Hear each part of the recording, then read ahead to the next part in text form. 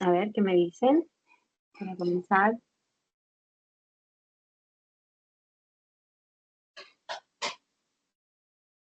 Hola, hola, ¿se me Se escucha? ve, ¿Se puede ver? Sí se ve, se ve un poquito ¿sí? delgado, se ve chico. Sí. Ya, a ver, si lo volteo, me van diciendo. Así, como se ve como que mejor o peor. O sea, se ve como si estuviera en celular, como si estuviera compartiendo ese celular.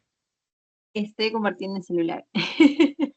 Sí, chicos, a ver, sí, les pido las disculpas porque a veces son cosas que te pasan cuando no te lo esperas y se malogra mi PC ahorita. No sé, se desapareció toda la información que tenía, todo se desapareció. Creo que es porque le he estado metiendo un CV ¿no? Que lo lleva a otras partes y creo que eso ha pasado. Entonces entro con el celular y bueno, el celular tiene, ¿no? Esta particularidad de que no se va a notar bien. Entonces, no sé si lo dejo así o lo pongo girado como estaba, no sé cómo les parece mejor que se ve.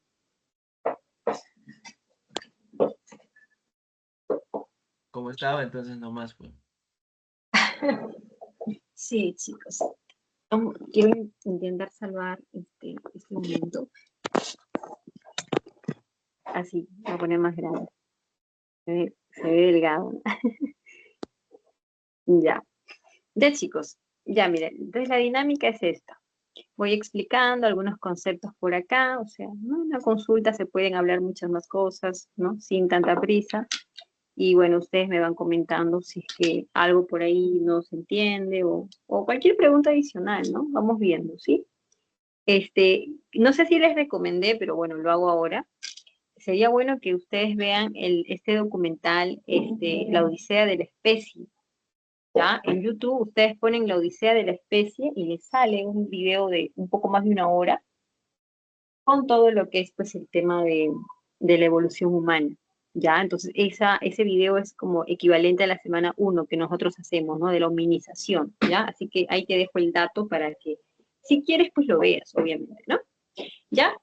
Bien, entonces, por otro lado, tenemos hoy día ya lo que corresponde a la historia del Perú. Vamos a hablar de las teorías que explican el poblamiento de América, lo que es el periodo lítico, el periodo arcaico y finalmente las teorías del desarrollo de las altas culturas peruanas. Espero que lleguemos ahí. Bueno, sí llegamos, tenemos 2 horas.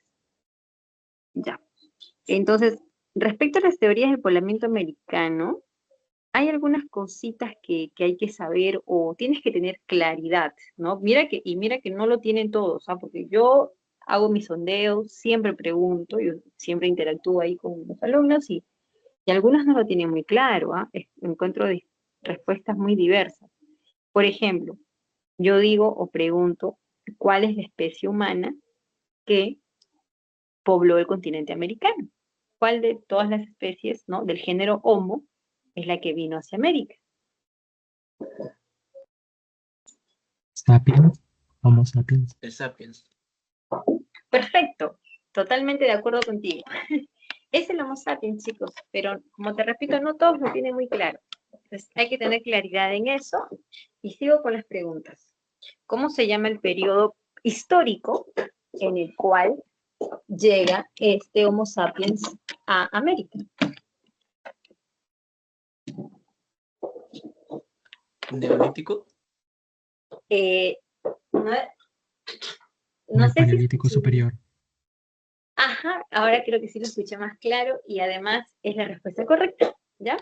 Este periodo se llama el Paleolítico Superior, así, completo, Paleolítico Superior, en el cual el hombre tiene una economía depredatoria o productiva. ¿Cuál de las dos?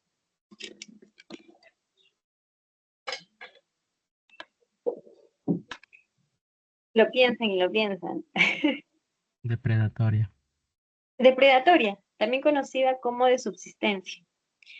Y seguimos con los datos, ¿ah? ¿Cómo se llama el periodo geológico en el que el hombre llega a América? ¿Cómo se llama el periodo geológico? por Pleistoceno. eso no. Pleistoceno. Respuesta correcta, Ah, chicos. Pleistoceno, en el cual pues se caracteriza por la baja temperatura, ¿no? Por el frío, así como más o menos como en la película La Era de Hielo, Así es lo que tendría que venirse a tu mente, más o menos, o sea, porque no es así, ¿no? Obvio, la película son producciones que, como quien dice, todo lo exageran, ¿ok? Ya. Y una última cosa, ya para cerrar esto, es que está totalmente demostrado que la cuna de la humanidad es África. En consecuencia, América ha sido poblada desde afuera, pues no queda de otra, ¿no? Ni modo que tú me digas que América se ha poblado desde aquí adentro. Es como decir que el hombre tiene su origen aquí, y eso es falso de los falsos. África es la cuna de la humanidad, está demostrado. Entonces, en el siglo XX comienzan a surgir estas teorías, las teorías que son, pues, ¿no? Científicas, o sea, teorías que tienen base, porque uno puede decir muchas cosas, ¿no? Como este señor argentino, Florentino Amellino, que cierta vez dijo que aquí en Argentina se había originado la especie humana, imagínate, ¿no? Entonces, tuvo cierto eco, ¿no? Ahí se le escuchó, ¿no? Las pruebas que presentó, que después fueron desmentidas, eran unas osamentas, y todavía él decía que pertenecían a la era terciaria. Mira que según pues los datos de la geología, nosotros nos encontramos en la era cuaternaria, ¿no? Bueno, en eso digamos que no nos vamos a meter en ese terreno, pero Amellino lo que trataba de decir es que estas osamentas eran pues, bastante antiguas, muy antiguas. Ya después, ¿no? Después se descubrió que sus pruebas eran falsas porque las osamentas no eran humanas, sino de monos platirrinos, y que tampoco eran de la era terciaria, sino de tiempos muy actuales, ¿no? Tiempos muy actuales. Con lo cual, pues quedó ya como un chiste, ¿no? O sea, no se le da pues más mayor interés, ¿no? También hay que tomar en cuenta que en el siglo XVI, José de Acosta, un cronista, mira que en el siglo XVI, cuando llegan los españoles, aparecen estos cronistas que eran los mismos españoles que se dedicaron a escribir y anotar lo que miraban, lo que escuchaban de nosotros, ¿no? De la población indígena. Entonces los cronistas pues tuvieron esta labor importante, aunque no siempre plasmaron la verdad, ¿no? No siempre, porque muchas veces solían falsear la información por intereses, ¿no? Digamos, por parte de ellos, también porque no comprendían bien el idioma y sobre todo por el tema de la cosmovisión, ¿no? Estamos hablando de dos pensamientos, ¿no? El pensamiento inca con esta forma de visión, de pensamiento de los españoles muy distinta, ¿no? Entonces, por todo eso, la información no siempre fue, ¿no? La más veraz, pero sí los cronistas tuvieron una labor muy importante. Y este cronista, José de Acosta, escribió un libro, La historia natural y moral de las Indias, en donde dice que el indio americano y el asiático se parecen, mira, se parecen en lo físico, ¿no? En lo físico. Nadie le hizo caso, y ya en el siglo XX, cuando Harlica se presenta ante la comunidad científica, uno de sus argumentos es lo mismo, es la apariencia, ¿no? La parte de semejanzas física. Y otras pruebas más, ¿no? Otras pruebas más. Entonces, entramos con Harlica y también te menciono que de todas las teorías, esa es la más aceptada por la ciencia. Inclusive algunos, mira, con un gran consenso, dicen que es la única que deberíamos estudiar, porque las demás están todas refutadas, o sea, no tienen sustento, es como cualquier cosa que uno puede decir, o sea, una cosa parecida.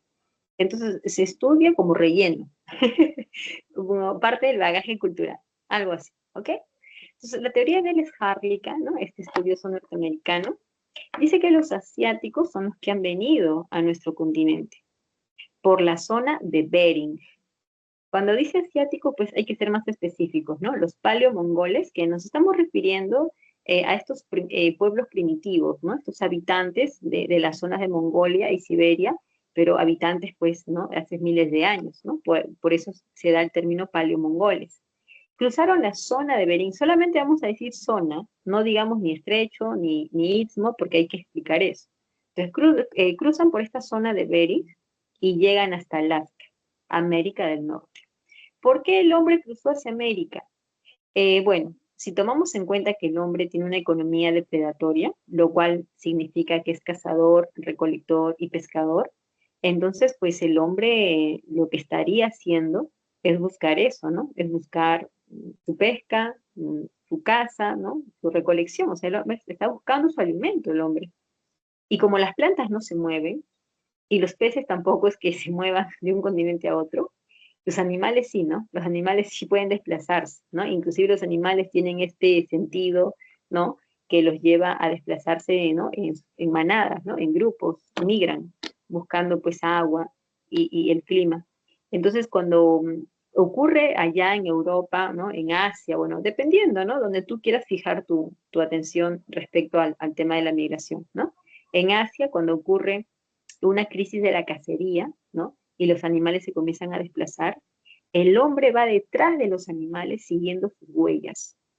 Y el hombre pasa enjuto, ¿no? Como dicen algunos textos, o sea, pasa descalzo a nuestro continente sin saber que lo estaba haciendo, obviamente, ¿no? Totalmente inconsciente de su gran travesía, de su gran proeza para poblar nuestro continente. El hombre viene, ¿ya? Y en esto muchos estudiosos obviamente coinciden, que este hombre viene sin sus elementos culturales. O sea, no te vas a imaginar al hombre con sus maletas, ¿no? Y dentro de sus maletas llevaba sus herramientas líticas, ¿no? Sus rocas, o sea, no, nada que ver. El hombre viene, sí, de afuera, pero la cultura es autóctona, porque el hombre crea su cultura acá crea todo, no trae nada de afuera, ¿ok?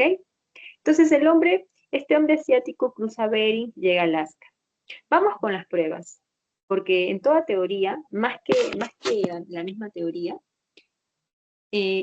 son las pruebas lo que determinan, ¿no? El sustento de la teoría. Harlicka tiene pues varias pruebas, ¿no? Comenzando por esta prueba geológica, o algunos dicen que es geográfica. Bueno, geográfica o geológica, estamos hablando de la glaciación de Wisconsin. Mira, nosotros hemos atravesado en esta última era geológica, que es la era cuaternaria, hemos atravesado por dos grandes periodos geológicos, que son el Pleistoceno y el Holoceno. El Holoceno es el periodo actual que se caracteriza por el aumento de la temperatura, ¿no? La formación de las estaciones, la llegada del clima tropical, ¿no? De estas lluvias estacionales. Entonces, es más o menos cómo se ha configurado el clima actual. Pero el Pleistoceno, que se conoce menos, es este periodo geológico anterior en el cual encontramos estos momentos, ¿no? Estos momentos en que la temperatura bajó, bajó y bajó. Y estos momentos son las famosas glaciaciones.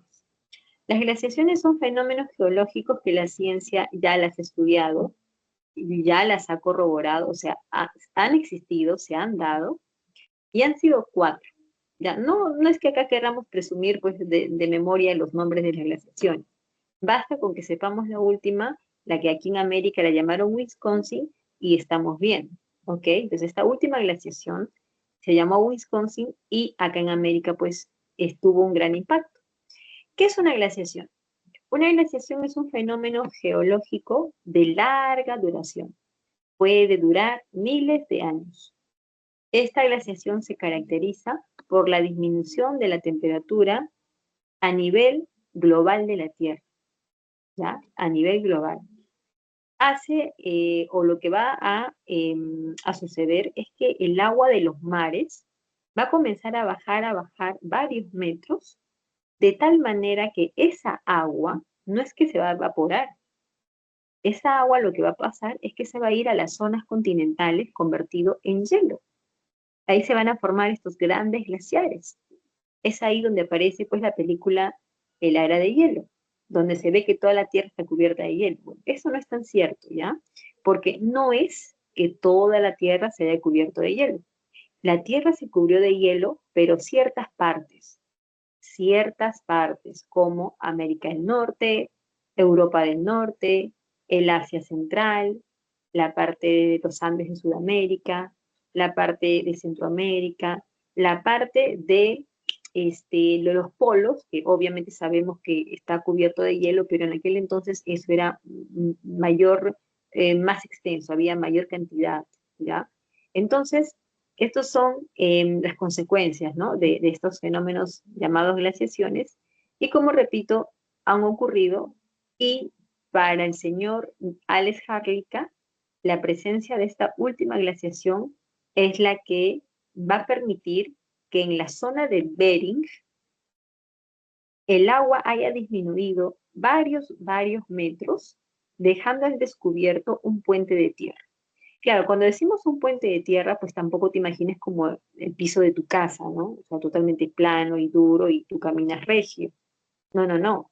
Estamos diciendo un lugar ligeramente seco, de repente un poco húmedo, con agua por algunas partes, pero el punto es que el hombre pudo pasar caminando por ahí. Quizás se resbaló el hombre con el barro, pero el punto es que pasó. Ahora sí va la diferencia. Cuando baja el nivel del agua del mar, esta zona de Bering se convierte en un estrecho, porque en geografía, ¿no? Así se le llama.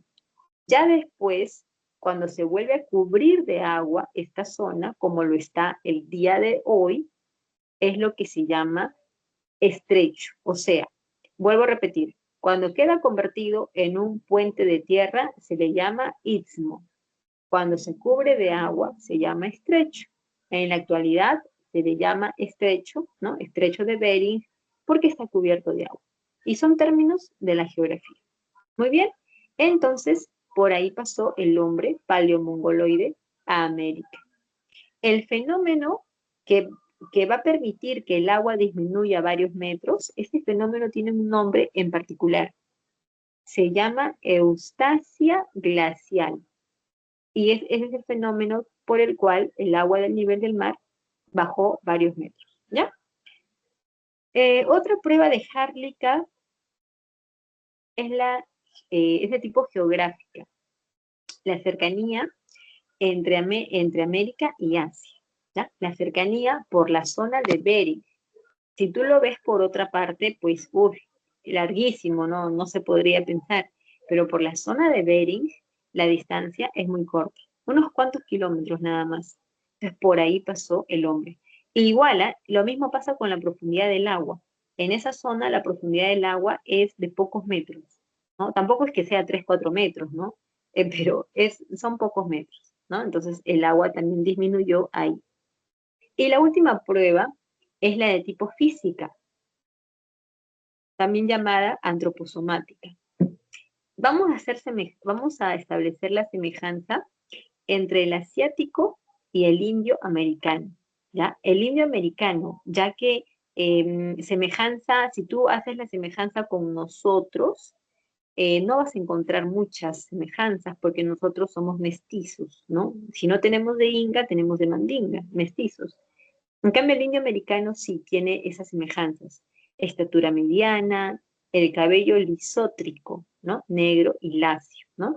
Los pómulos salientes, los dientes en forma de pala, los ojos semirrasgados, la piel cobriza y lampiña, y la mancha mongólica, que esa nunca falla, pues esa es, no sé, es innegable, ¿no? En la parte sacrolumbar de tu espalda, como quien dice, arriba de tu potito hay una mancha moradita verdosa que la hemos tenido la mayoría, no podría decir que todos, pero sí la hemos tenido la mayoría, y los asiáticos también lo presentan.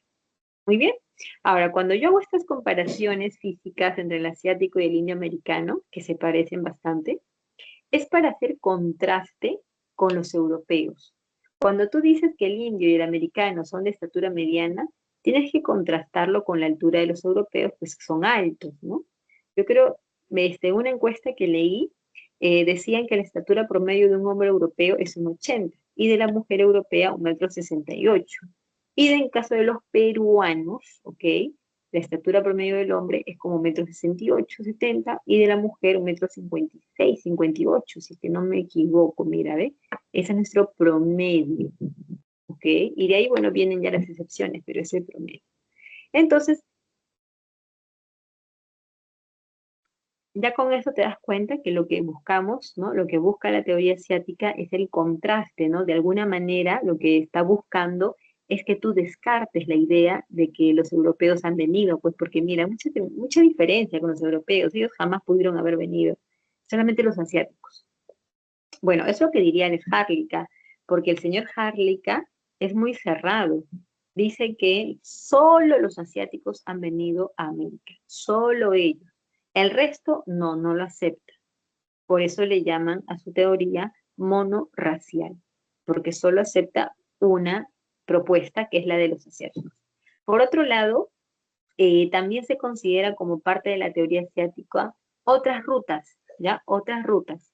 La ruta del Kuroshibo, ¿ya? La ruta de, bueno, no es una ruta, a ver, voy a explicar. Las islas Aleutianas, ¿ya? Que son un conjunto de islas que están en la zona de Bering.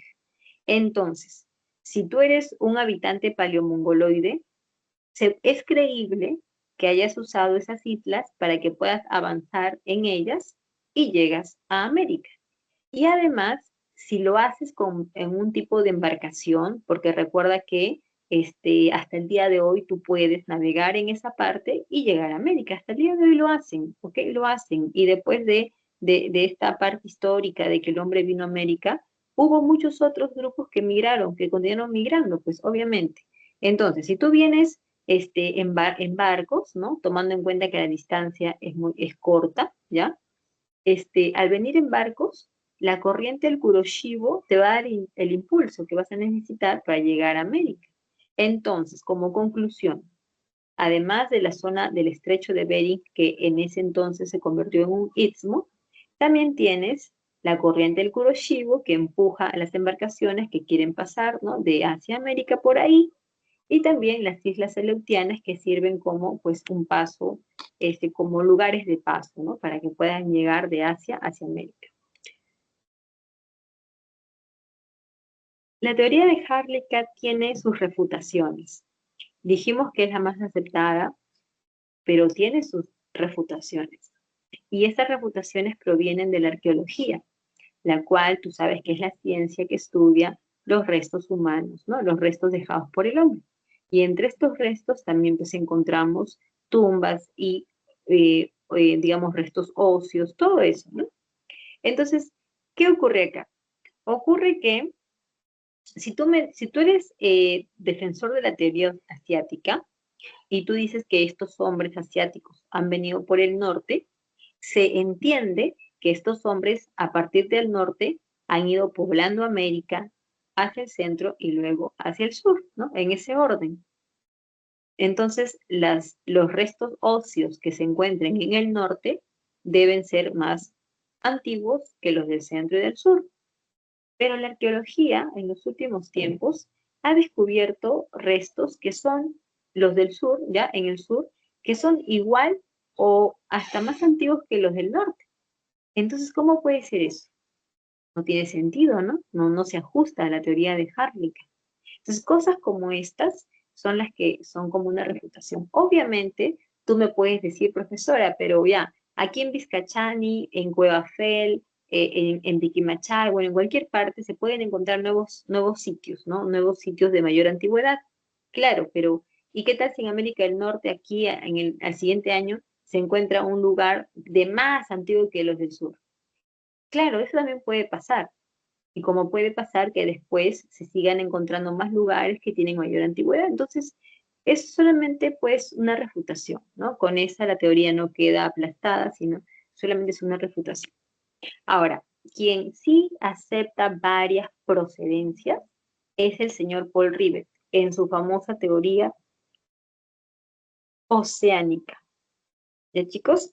Yo recuerdo que, bueno, antes de decirte lo que recuerdo, porque fue una burrada, es que el señor Paul Rivet, número uno, acepta varias procedencias. Eso significa que él acepta que han venido los australianos, que han venido los asiáticos, que han venido los melanesios, los polinesios, los micranesios, ¿no? Entonces, él acepta varias procedencias. Por eso su teoría lo llaman polirracial. Ahora, este señor defiende principalmente la teoría de que los melanesios y polinesios han venido a América. Bueno, llegaron exactamente a Sudamérica cruzando el Océano Pacífico. Ahora, chicos, vayan pensando ustedes, ¿no? Voy a traer un vasito con agua, pero creo que deben saber la respuesta porque es demasiado sencilla, ¿no? Díganme, ¿no? Piensen, a ver, ¿qué es la Melanesia y la Polinesia? Bueno, ¿qué son, no? La Polinesia y la Melanesia. Voy a traer un vasito con agua. ¿Ok?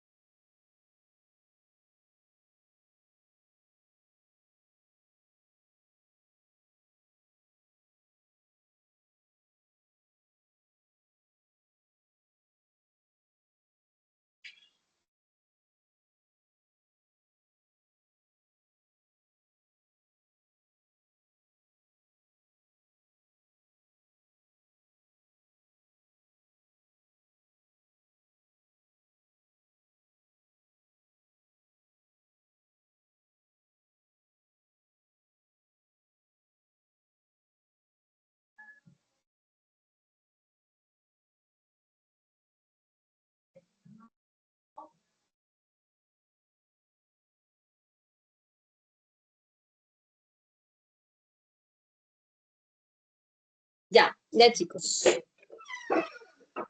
Entonces, ¿qué son, chicos, la Melanesia y la Polinesia? Unas islas.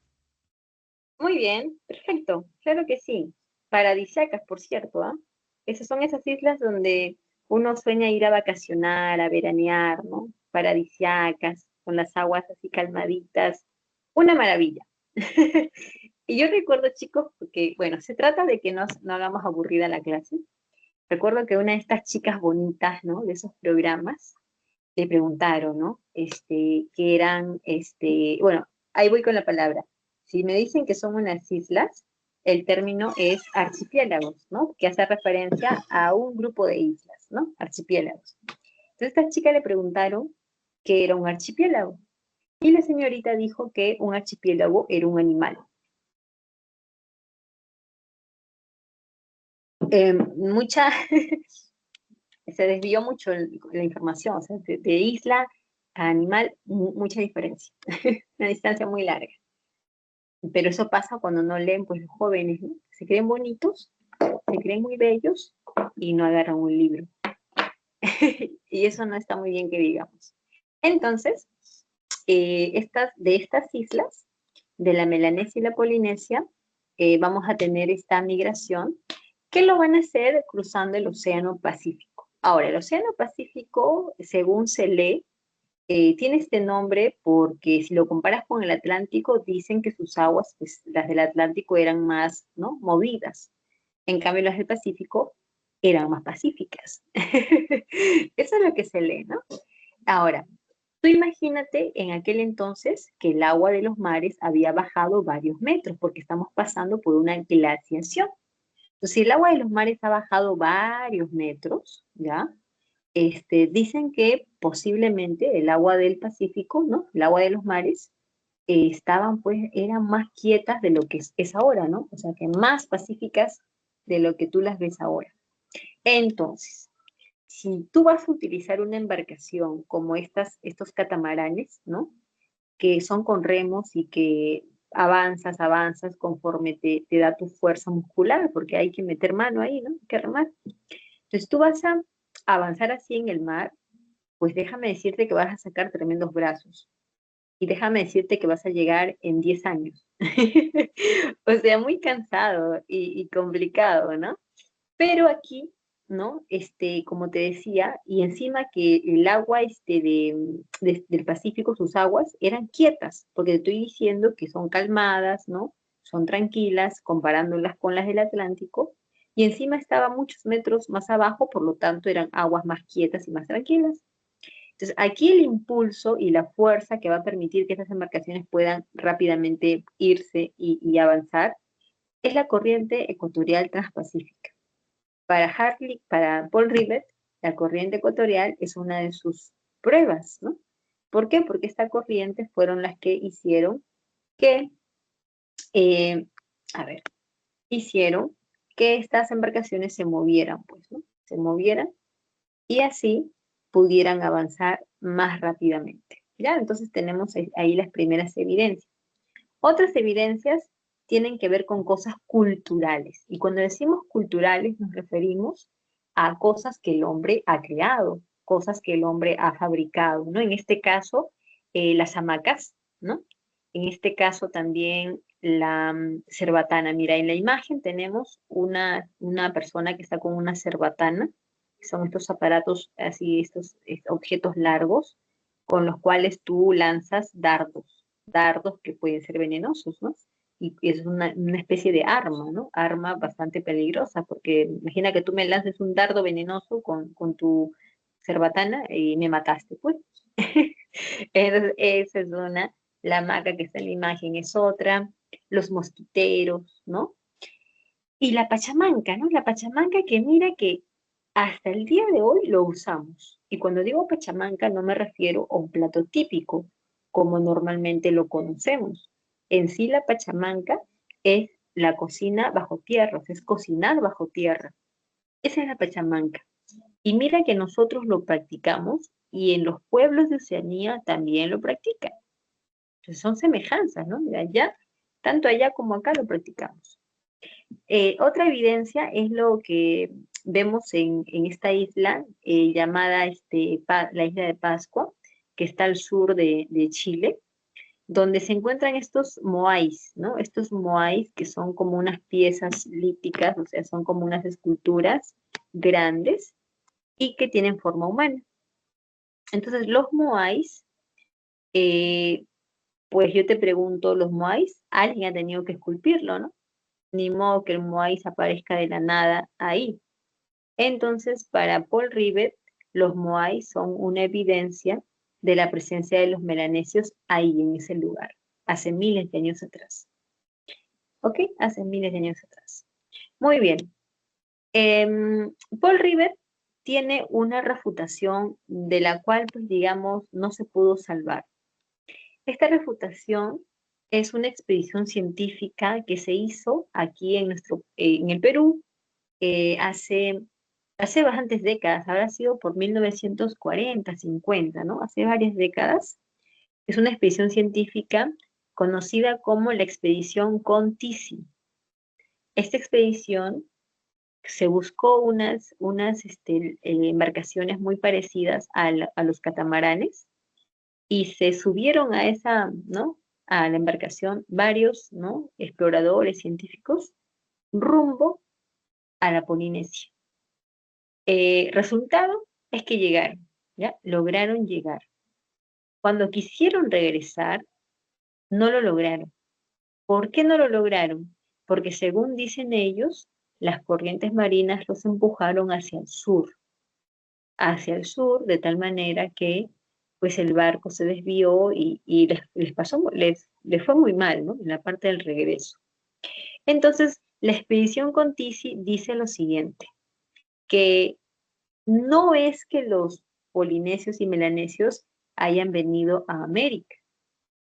Quizá lo que ha ocurrido acá es que nosotros somos los que hemos ido hacia allá y eso explica por qué tú encuentras elementos culturales semejantes, ¿no? Tanto allá como acá. Eso es lo que está pasando. Entonces, la expedición Kon-Tisi es la principal refutación de la teoría oceánica y con eso ya pues como que ha quedado desacreditada la teoría. Méndez Correa dice que los australianos también han venido. Y la ruta de los australianos ha sido como que larga, ¿no? Así como que todavía haciendo paradas, ¿no? Haciendo como que, digamos, eh, escala, por así decirlo, ¿no? Porque han salido de Australia, como está acá en la imagen. A ver, salieron de Australia, pasaron por un conjunto de islas, ¿no? Tasmania, Auckland, Macquarie, ¿no? Y luego pasaron por la Antártida. Cuando nosotros decimos que pasaron por la Antártida, o sea, no vayas a pensar que como que yo paso como cuando paso por tu casa, ¿no? Así por afuera y un ratito pasé. O sea, aquí no se utiliza así de esa manera. Cuando se dice que pasaron por la Antártida, lo que se está diciendo es que el hombre permaneció en la Antártida, vivió ahí en la Antártida el hombre. Y ya después de eso, el hombre volvió a salir y llega al sur de Sudamérica, ¿no? En la parte de la Patagonia. Aquí pues es bastante raro, ¿no? Es bastante raro que el hombre haya podido quedarse en la Antártida. Ante lo cual, el señor Méndez Correa habla de un optimum climaticum, o sea, de que en ese momento la Antártida pasaba por un clima óptimo, un clima que le permitió tener vegetación, especies animales, buenas temperaturas, ¿no? Y eso, bueno, ahí sí, ¿verdad? Ahí sí se entiende. Entonces, ese es como que uno de sus principales fundamentos, ¿no? El optimum climaticum. Aparte de eso, también el señor Méndez Correa habla de elementos culturales, como por ejemplo, que allá en los pueblos de Australia y también acá, sus habitantes construían viviendas en forma de colmenas, como la colmena de unas abejas, así, ¿verdad? De esa manera. Usaban un instrumento musical conocido como zumbador. Usaban un arma arrojadiza, esa que tú conoces, se llama boomerang. que la lanzas y regresa a ti, ¿no? Y también usaban mantas de piel, o sea, puras cosas culturales, ¿ya? Bueno, chicos, la teoría australiana también tiene su refutación. En este caso, la refutación viene por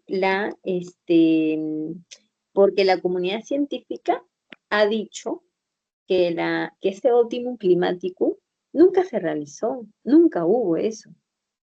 Así como que un invento del señor Méndez Correa, porque no hubo.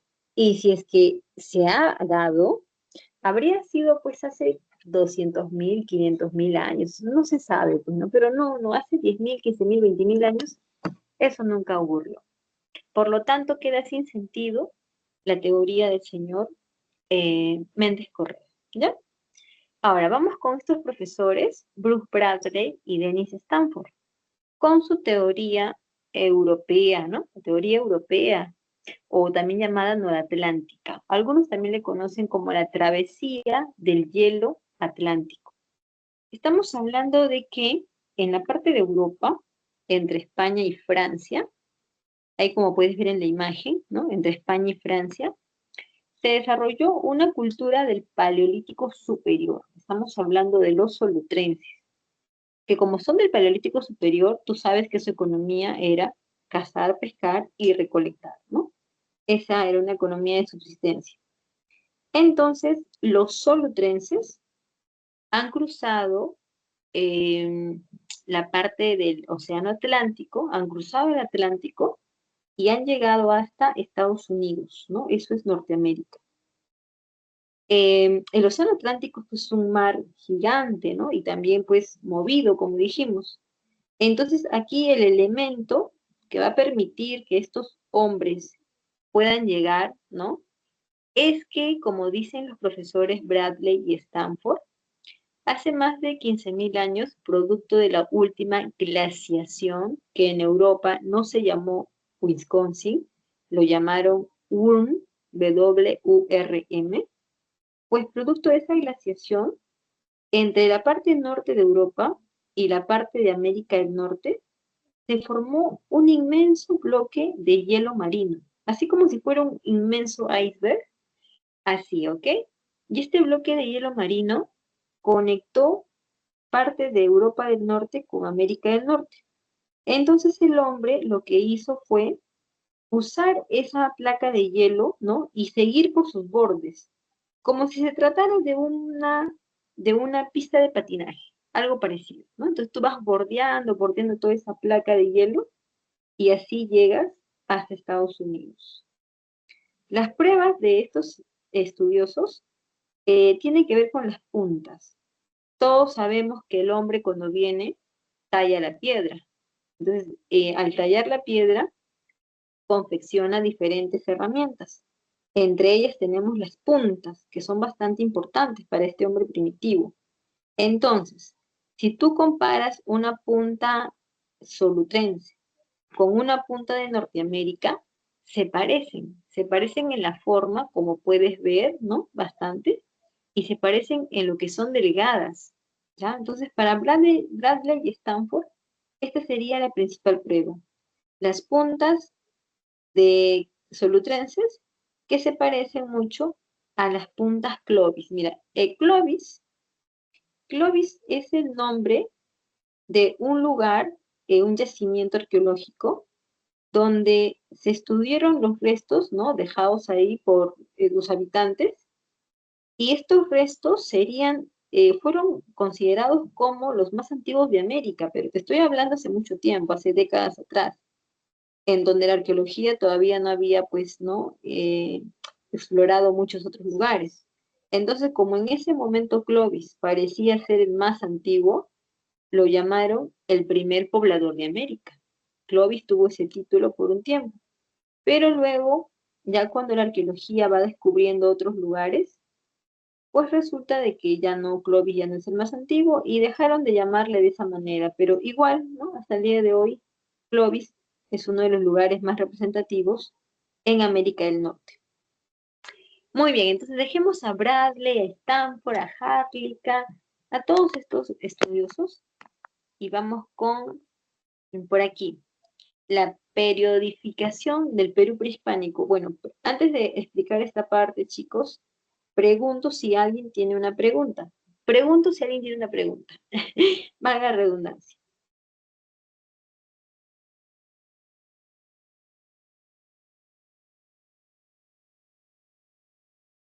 No, Ok, profesora. parece que no.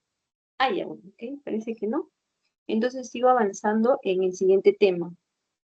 Bueno, el Perú prehispánico, obviamente por su nombre, es el Perú antes la llegada de los españoles y algunos historiadores le suelen llamar Perú independiente, porque éramos pues, ¿no?, un territorio independiente, sin ser pues colonia de estas metrópolis que se formaron en el siglo XVI. Y algunos también lo suelen llamar Perú antiguo, ¿ya? Perú antiguo.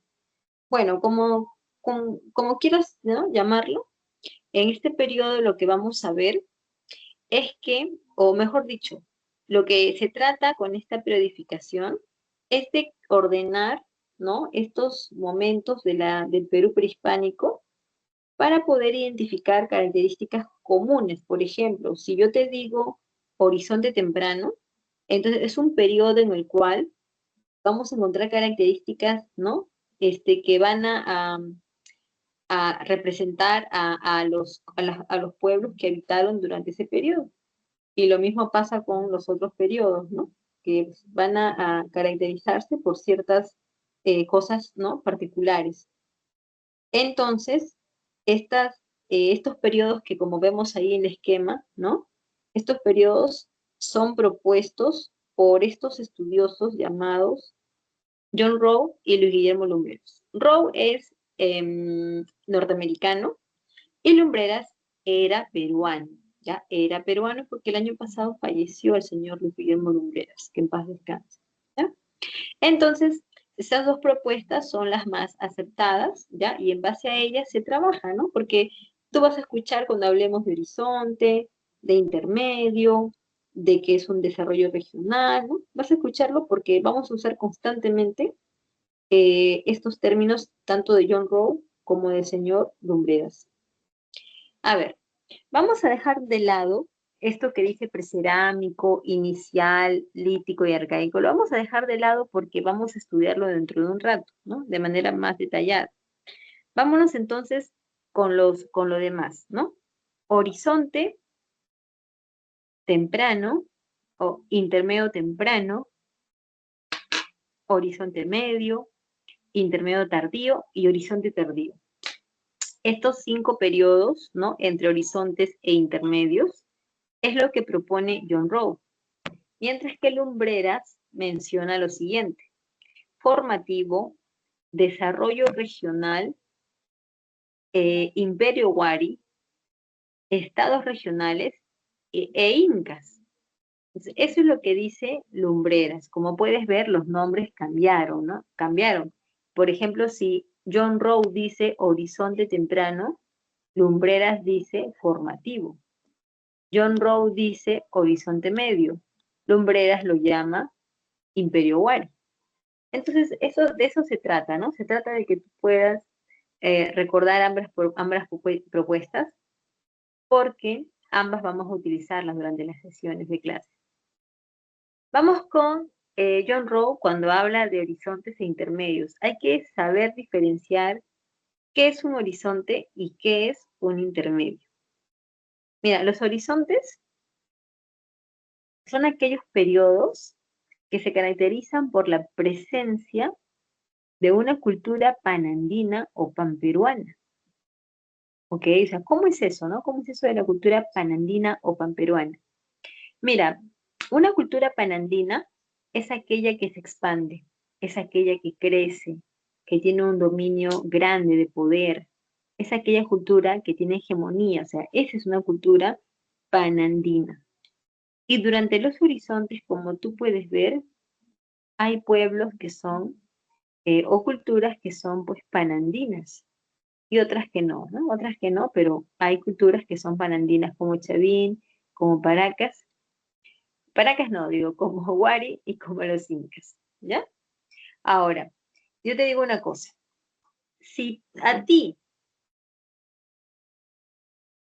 te hubiera tocado convivir con Chavín, con Huari o con los incas, te hubieras tenido que someter a ellos, ¿ya? Te hubieras tenido que someter. ¿Por qué? Porque recuerda que estas culturas son expansivas, ellos son dominantes, son hegemónicos. Por lo tanto, durante esos periodos en los que existieron esas culturas panandinas, los otros pueblos tuvieron que someterse, tuvieron que entregar sus excedentes, tuvieron que pues asistir constantemente peregrinando al templo de Chavín de Huántar, por ejemplo. Entonces de eso se trata, ¿no? Se trata de que si tú creces en una etapa de horizonte, siempre vas a encontrar una cultura dominante, ¿no? La que domina al resto.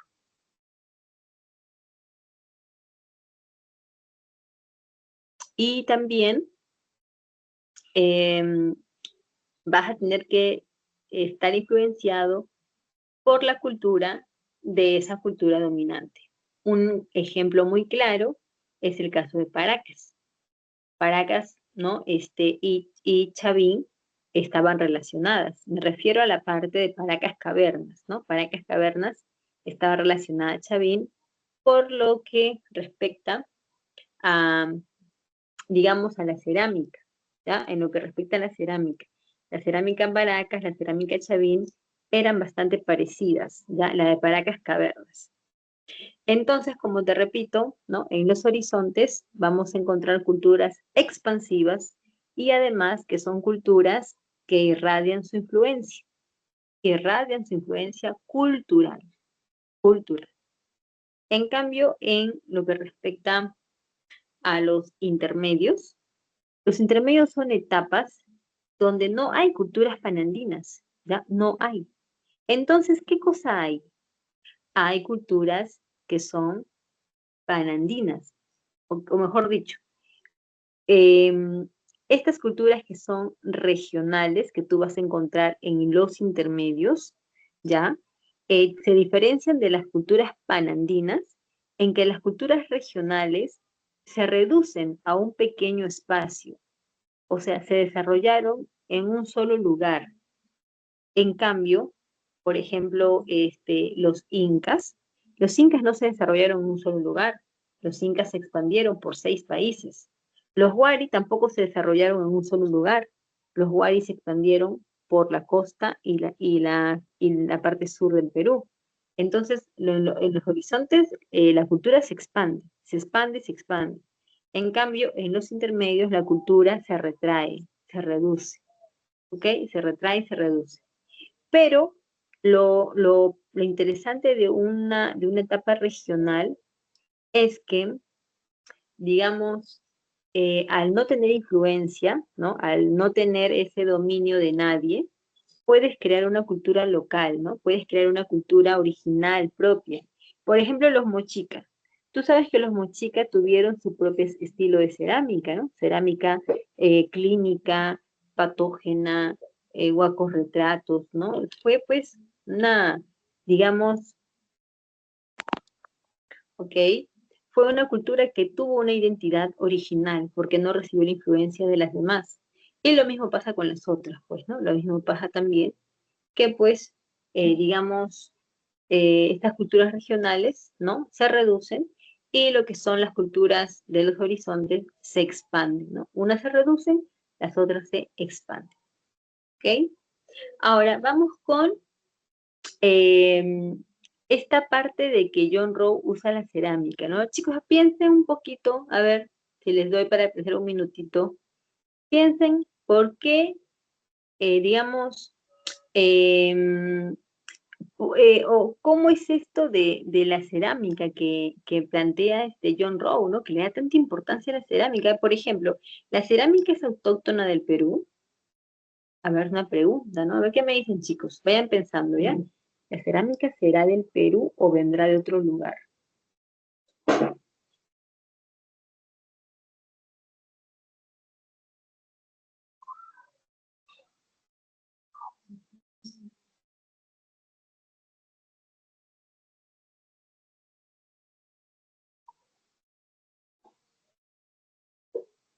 A ver, chicos, ¿tienen una respuesta?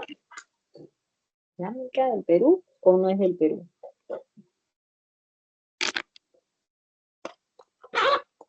¿Sí? Más o menos, vamos a explicar. Le agradezco la respuesta porque siempre agradezco cuando responden. Eso me gusta mucho que participen. Chicos, me traje canchita serranita, ¿ya? Voy a meter acá porque quiero un poco de sal. ¿Qué les digo? Miren, la cerámica no es autóctona del Perú en realidad.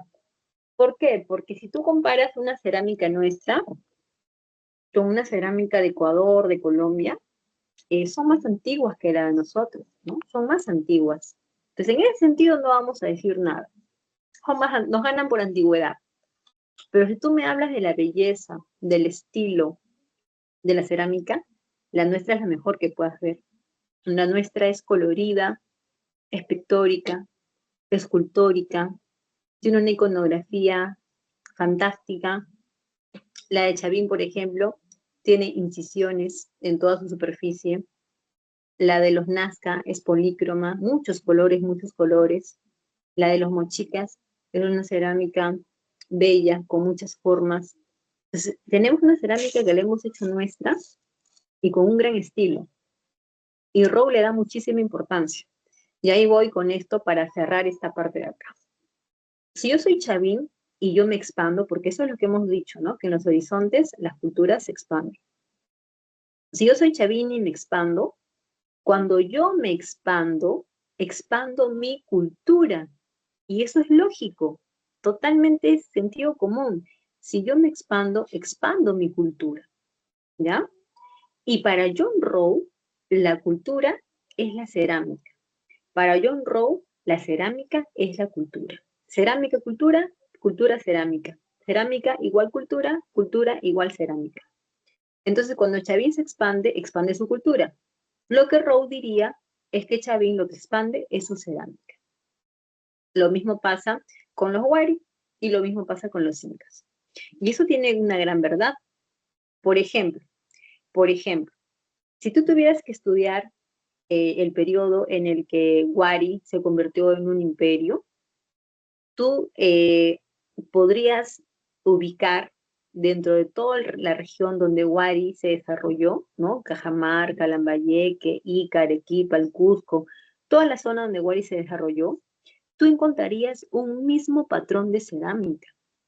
Y esa cerámica, ¿no? Ese patrón vendría de Wari, que era el dominante, que era el hegemónico, era el imperio durante ese periodo. ¿Y por qué encuentras el mismo patrón de cerámica? Porque Wari lo ha expandido. Wari ha difundido su cerámica porque es parte de su cultura. O como diría Rowe, es cultura, ¿no? Cerámica es cultura. Ahora, Lumbreras no te lo dice así. Lumbreras dice que aquí lo que marca no es la cerámica, sino el desarrollo socioeconómico. Mira, si yo soy Chavín, yo lo que voy a expandir son mis relaciones socioeconómicas. ¿Y cómo, profesora? ¿Cómo lo va a hacer? Muy fácil.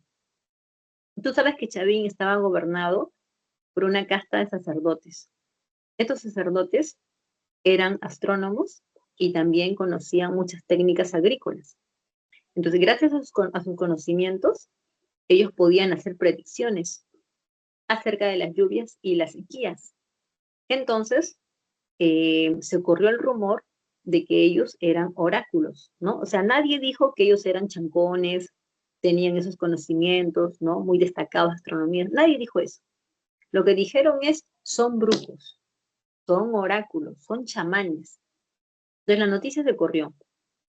Y muchos ayllus de diferentes partes, tanto de la costa, Sierra Centro, hasta la Libertad de Lambayeque, comenzaron a llegar a Chavín de Huántar a pedir las predicciones, ¿ya? Porque las pedían. Los Chavín lo daban, pero a cambio te pedían algo. Te pedían tus excedentes, pedían que tú tributaras para ellos, pedían que tú vinieras siempre, siempre a Chavín de Huántar a peregrinar y a traer tus ofrendas. Entonces, yo, Chavín, lo que estoy haciendo es hacer relaciones sociales, económicas con todos estos pueblos que he sometido. Eso es lo que estoy haciendo. Y lo mismo hicieron los Wari. Y los Wari fueron peores, porque recuerda que los Wari fueron violentos. Chavín no fue violento, los Wari sí, con sus grandes ejércitos. Además, los Wari fueron más expansivos. Chavín, su espacio de expansión fue más pequeña. La de Wari fue más grande, por eso que la consideraron un imperio. Y eso lo defiende el señor Lumbreras.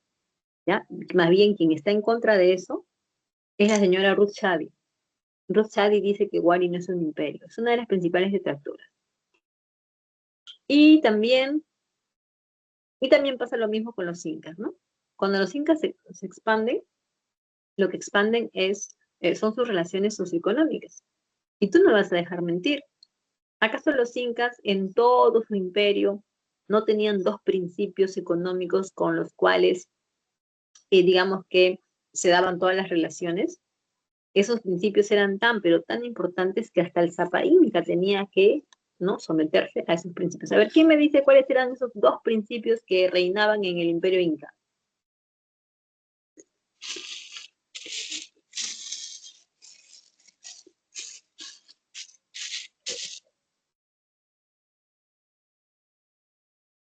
Lo vamos a ver en la semana 6, me parece, de los incas. Ya, yo les chismeo. Esos dos principios eran la reciprocidad y la redistribución. Fueron la base, el eje de la economía inca. Y mira que estamos hablando de algo muy importante, porque de todo lo que tú sepas de los incas, la parte económica es la parte que más se admira de ellos. Es la parte donde ellos son más destacados. Es la parte que nos preguntamos cómo lo hicieron, porque fue bastante exitoso. Fue un modelo que ya quisiéramos tener, ¿no? En el cual todo eso funciona de manera eficiente, donde nadie pasa hambre, nadie es pobre, y todos tienen según su trabajo, según su esfuerzo, porque recuerda que en el incanato no existía eso de que no quiero, de que, de que no quiero trabajar, o sea, eso no existía. Amasúa, Mayuya y Amaqueya. No seas mentiroso, no seas ladrón y no seas ocioso, ¿ok? Entonces, ya con esos principios te das cuenta de que en el incanato había una rígida forma de producir, ¿no? Todos debían trabajar. Entonces, chicos, como decía, durante el incanato también se dieron esas relaciones socioeconómicas y por eso es que Lumbreras a lo que más le da importancia es a esas relaciones socioeconómicas. Muy bien, dejamos de... A ver, dime. ¿Podría hacer la pregunta 2, por favor? La pregunta 2 de la separata de ahora, de hoy. Sí. Ya, a ver, entonces déjame que acá... Chicos, estoy también con la laptop, pero mi laptop, todo funciona. Entro a Meet, entro a YouTube, hago de todo. Y cuando pongo Team, no me quiere agarrar el Team, no sé, pues el Team es muy pesado, creo. Y no he podido. Pero bueno, mi laptop acá la tengo, voy a abrir la separata para resolver la pregunta 2. Ahora vamos con las preguntas. La verdad, chicos, es que con ustedes yo cierro la semana porque el resto de días estoy en local central de manera presencial.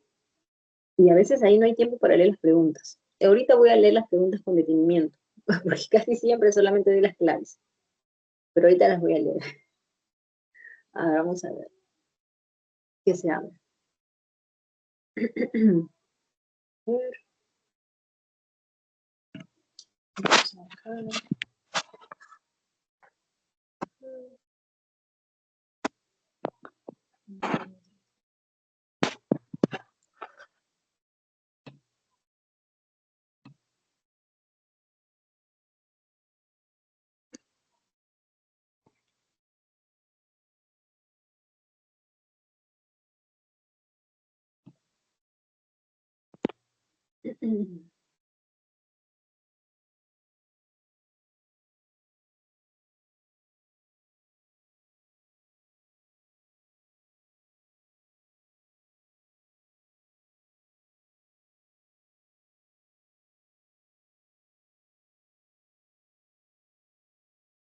Ya. La 2 dice lo siguiente. Huacaprieta pertenece al arcaico superior.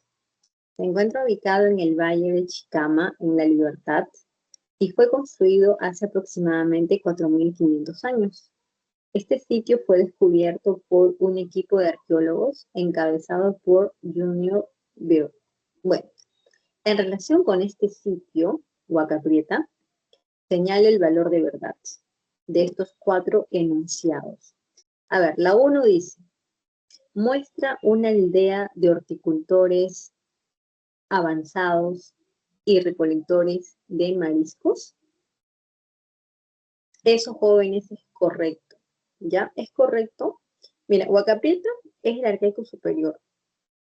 Entonces, vale si tú me dices que son agricultores y también vale si tú me dices que son horticultores avanzados, porque decir horticultores avanzados ya significa que es una etapa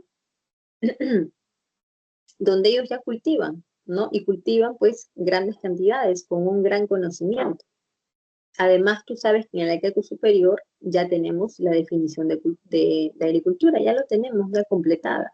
Entonces, Huaca Prieta por la antigüedad ya es un horticultor avanzado. Pero está bien, la descripción está bien, es un horticultor avanzado. Y recolecta mariscos también porque al estar en la costa, ya que dice que está en La Libertad, recuerda que aquí en el mundo andino, el hombre en la costa también hacía el marisqueo, que era la recolección de los mariscos y también de lo que la orilla del mar le proporcionaba, ¿no? Ya sea choros, almejas, conchitas, entre otras cosas. Entonces la 1 está bien. La 2, presenta textiles más antiguos del altiplano mostrando murciélagos. Esa afirmación está incorrecta por 2 cosas.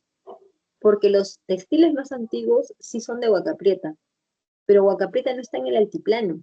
Huaca Prieta está en la costa norte, en la parte de La Libertad. Entonces, no es el altiplano. Y muestra murciélagos jamás. El hombre andino nunca adoró murciélagos. Lo que nosotros hemos adorado es el cóndor. Y los tejidos de Huaca Prieta representan la imagen de un cóndor. Elabora mates pirograbados decorados con incisiones sin rostros. Eso tiene la mitad verdad y la otra mitad mentira. Cuando dice mates pirograbados, sí, sí los tiene. Un mate pirograbado es cuando tú coges una calabaza, ya, pero no me refiero a esas calabazas anaranjadas de la noche de Halloween, ¿no? Esas calabazas no, porque no son nuestras. Me refiero a las calabazas que en el norte del Perú lo llaman zapallo loche. Esa calabaza, córtala por la mitad, le sacas la comida, dejas el recipiente vacío y lo llevas al fuego para que se caliente, ¿no? Un horno especializado para que se caliente. Luego lo sacas y va a estar muy duro, que va a parecer madera. Lo decoras, lo pintas y ya tienes un mate pirograbado, como el que se observa en la imagen ahí del PPT, ¿no? Es un mate pirograbado que sirve como un plato, como un tazón, como un recipiente. Pero no está decorado con incisiones, jóvenes. La cerámica que está decorada con incisiones es chavín. Es chavín y hablamos de cerámica. No hablamos de calabaza, ¿no? Calabaza endurecida al fuego. Hablamos de que incisiones en cerámica. Y eso es chavín, no los mates pirograbados de Boca Prieta. Demuestra evidencia de instrumentos musicales y figura de barro crudo. Esas características son de Caral. Barro crudo, figuras musicales, un instrumento musical, entierro, presencia de muyu, o sea, son cosas de Caral. Esto no es de Boca Prieta. Entonces la respuesta sería la A. Verdadero, falso, falso, falso. Espero que haya quedado claro la pregunta. Si no, me dicen. Miss, y tengo una duda más. Le mandó una pregunta por el chat. ¿Se la podría ver, por favor? A ver, vamos a ver.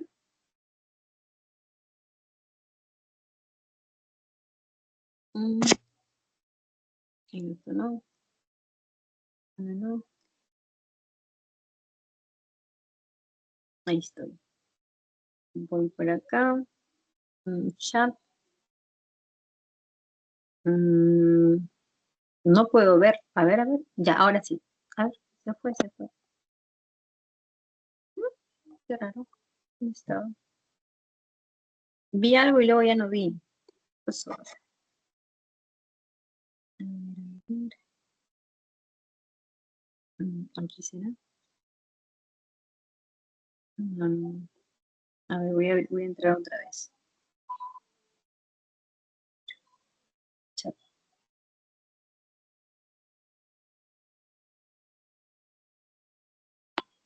Ok. Esto es cuando hace 2 horas, ya, digamos. Esta es la mañana. Esto es de ayer. Sigamos, sigamos. Acá está. Gracie, ¿no? Ya, a ver, dice. Durante el periodo arcaico inferior se presentaron desarrollos culturales que alejaron a los pobladores andinos de las pautas propias del periodo lítico. Uno de los cambios culturales más importantes del arcaico inferior consistió en, ya te pregunta por el arcaico inferior y te pregunta por un cambio cultural. Recordamos que cultura es aquello que el hombre produce, hace, elabora, ¿no? A, el desarrollo de la técnica de la cerámica. B, la construcción de edificios monumentales. C, el abandono de la caza y la recolección. D, el uso de puntas de proyectil con pedúnculo. Y E, la domesticación de plantas y animales. Uno de los cambios culturales más importantes del arcaico inferior. A ver, vamos a descartar ya, chicos. Así como que a primera vista para mí no tiene clave. Vamos a decir por qué. El desarrollo de la técnica de la cerámica no existe en el arcaico inferior. La cerámica se crea en el formativo, mucho tiempo después. En el arcaico inferior no hay evidencia de cerámica. No lo hay. La B, la construcción de edificios monumentales. Esa característica corresponde al arcaico superior, donde se comienza con la arquitectura propiamente dicha, ¿no? Los templos, donde residían los sacerdotes. La C, el abandono de la caza y la recolección. Bueno, tanto como abandonar la caza y la recolección, como que eso nunca sucede, porque hasta el día de hoy hay personas que cazan. Entonces, no es que el hombre haya abandonado totalmente la caza y la recolección, pero bueno. Ahora, el abandono de la caza y la recolección sí estaría en el arcaico inferior, porque digamos que el hombre deja de hacer eso para volverse horticultor, ¿no? Bueno, hasta ahí estaría bien, pero esta premisa es algo más económico, no es cultural. Si yo abandono la caza y la recolección, eso es economía, ¿no? Una economía depredatoria, lo hemos repetido muchas veces. Cazar, pescar, recolectar, hace referencia a la parte de la economía, no a lo cultural. El uso de puntas de proyectil con pedúnculo. El uso de puntas de proyectil con pedúnculo se usó en el lítico por la cultura paiján.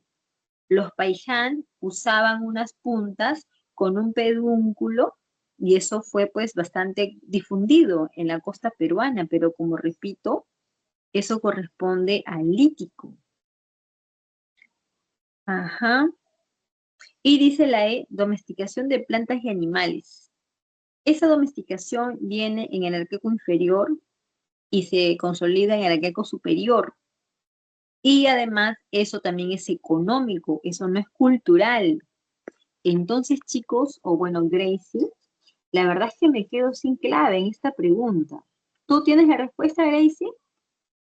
Sí, en la clave me dice que es domesticación de plantas y animales. ¿Pero no te parece, mi querida Gracie, que eso es algo económico? Sí, sí, por eso le consulto, porque también me parece raro.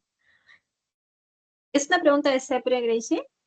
Del examen 2023-1. Qué molestoso con estas preguntas, Dios. Así los chicos, ¿cómo van a ingresar? No es demasiado tranca.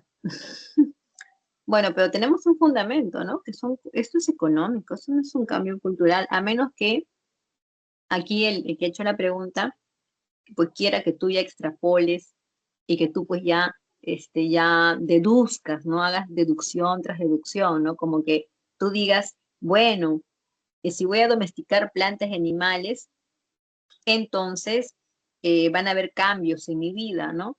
Cambios como que ahora yo me voy a volver sedentario, como que ahora yo voy este, a, a tener, no sé, a ver qué más se me ocurre, voy a acumular excedentes, pero mira, todos esos siguen siendo cambios que ninguno es cultural, ¿ah? Porque si me vuelvo sedentario, eso es social, y si acumulo excedentes, sigue siendo económico. Entonces, no trato de jalarlo, mi estimada Gracie, pero no.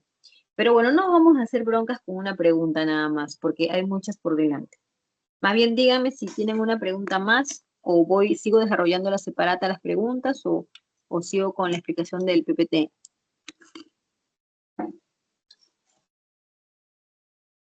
Miss, sí, una pregunta. Usted dijo que los en Huaca Prieta eran mates elaborados con pirograbados y decorados sin incisiones, ¿no? Pero en el material, en el boletín, me dice que sí, pues. Dice mates pirograbados decorados con incisiones y entre paréntesis dice rostro antropomorfizado. A ver, vamos a revisar. Vamos a ver. Bajo. Lo estoy viendo en mi laptop, chicos, ya, porque en el celular mucho se me complica. Estamos en arquetipo superior. ¿Dónde estoy? Acá, ya. Horticultores avanzados, recolectores, textiles más antiguos, mates pirograbados decorados con incisiones, rostros. Ya. Y la pregunta que vimos, ya, volvamos a la pregunta. La pregunta dice, elabora mates pirograbados decorados con incisiones sin rostros. Ya, ¿dónde está, digamos, la parte de que hace que esta se convierta en algo falso, ¿no? Porque al final igual sale falso, ¿no? Igual queda la A, que es que esta también es falsa. La parte que queda como falsa es que aquí dice sin rostro y la información de arriba dice con rostro, ¿no? A ver, acá otra vez. Rostro antropomorfizado. Ya, miren chicos, aquí lo que puede pasar es que la cerámica de Chavín, que es una de las que tiene esta particularidad de manera más difundida, ¿no? Es como que más extendido por lo que Chavín también significó. La cerámica de Chavín tiene incisiones que hacen referencia a rostros de un felino. Bueno, es lo que se da a entender, ¿no? Como rostros felínicos, ¿ya? En cambio, la cerámica, o la cerámica no, los mates pirograbados de Huaca Prieta, que por aquí también los tengo, están de alguna manera mostrando un rostro que no se le ve otro instinto más de animal o de repente un distintivo, solamente pareciera ser un rostro, ¿ya? En estas pequeñas calabazas, ¿ya?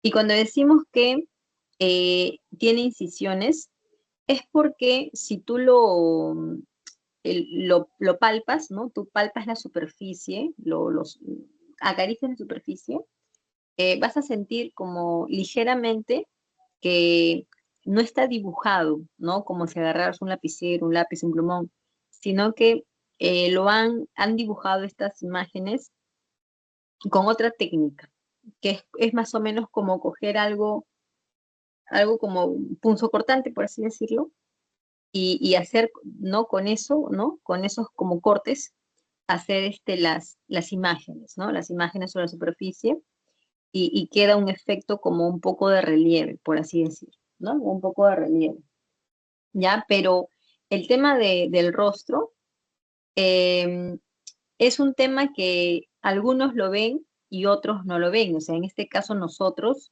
aceptamos que hay un rostro ahí, por eso que la pregunta trampa fue que no tiene rostro. En este caso sí hay rostro. Y en el caso de la técnica de la incisión, ¿ya? En Chavín se consolida, en Chavín se expande, se muestra totalmente, ¿no? En cambio aquí con Huaca Prieta, pues no es difundido, o sea, los mates que se han encontrado, digamos que no está difundido, no sé, unas pocas que se han hecho, ¿ya? Que se han encontrado, y no tiene esa difusión, o sea, en cambio en Chavín su cerámica tú la encuentras pues por muchos lugares, por eso que la parte de la incisión como que se queda guardado ahí, ¿no? Como si fuera una técnica aplicada por ellos y difundida totalmente por ellos. Pero en Huaca Prieta hay un modelo, pero no hay mucho consenso en la parte de lo que es el rostro y también en la parte de la incisión, como repito, es una técnica, pero no se han encontrado más ejemplares, solamente estas pocas piezas que están en exhibición y que también podrían pasar, ¿no? Como digamos, con esta ejecución de esta forma de pintarlo, ¿no? De pintarlo y también de tratar de darle forma a estos, digamos, bosquejos de rostros que se podrían observar en esta superficie, ¿ok? Y estos mates pirograbados, para complementar la información, serían en ese momento, serían como una suerte de antecedente de la cerámica, o sea, que en esta etapa en que el hombre ya es un horticultor avanzado, hay una necesidad, ¿no? De que los excedentes se vayan guardando, almacenando. Entonces, estos mates tienen esa función, ¿no? No es exactamente decorativa, no es exactamente, pues, ceremonial, sino es más utilitaria, ¿no? Es más como elemento de uso, ¿ya? En cambio, la cerámica Chavín, haciendo pues esta comparación por el tema de la incisión, la cerámica Chavín es una cerámica no tanto utilitaria, sino más de tipo ceremonial, ¿no? Porque representa estos rostros de sus dioses femeninos, ¿ya? Entonces, de aquí, del arqueco superior, dejando a los mates, que fueron una especie o una forma de tener estos recipientes, ya después lo que viene ya es la cerámica, ¿no? Y después de la cerámica ya no se vuelve más, ¿no? A estas formas de acá. Ya la cerámica avanza, evoluciona hacia adelante y es la principal evidencia de recipientes que se van a conocer, ya sean utilitarias, ornamentales o religiosas. Es la forma de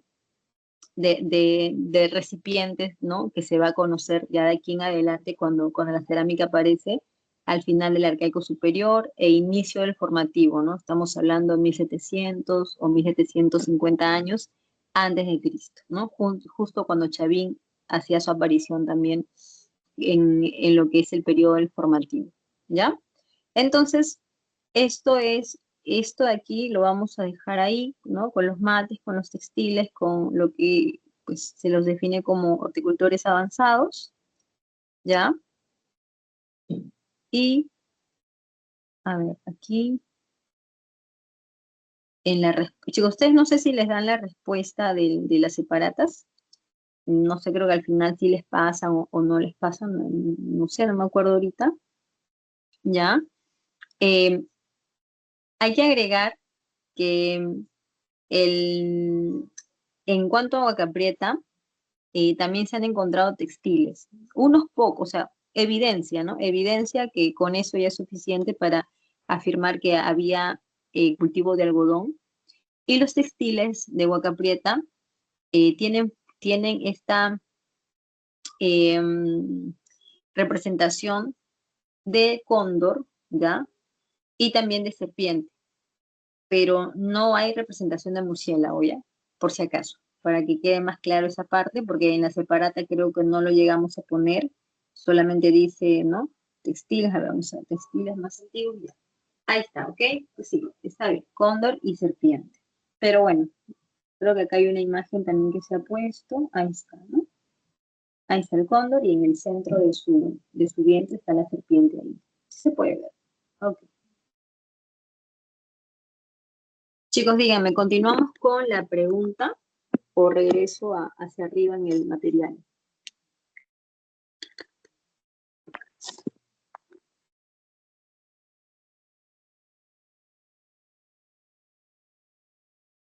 Sí. Me están preguntando en el chat. ¿Cuáles son las preguntas? Si les pueden tomar una foto como su compañera. Ahí está, ya está perfecto. A ver, sí lo puedo ver. Mejor lo voy a dejar pequeño nomás. A ver, ¿qué dice? Ya, ahí está, ahí se ve bien. Ya, la 6.3 y luego la 6.4. Ahí. Los estudios sobre los restos óseos de los paijanenses en el periodo lítico evidencian que los antiguos pobladores del litoral tenían rasgos físicos distintos a los de otros esqueletos de la misma época, como los del Auricoche en Huánuco.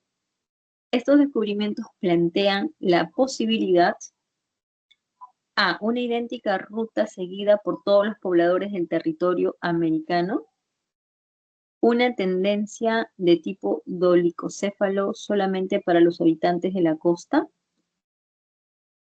la capacidad de ser hábiles cazadores de animales superiores extinguidos, una diversidad que podría implicar diferentes migraciones de cazadores. Bueno, chicos, miren, esto de acá, chicos, siento que es muy antiguo porque solo tiene 4 alternativas.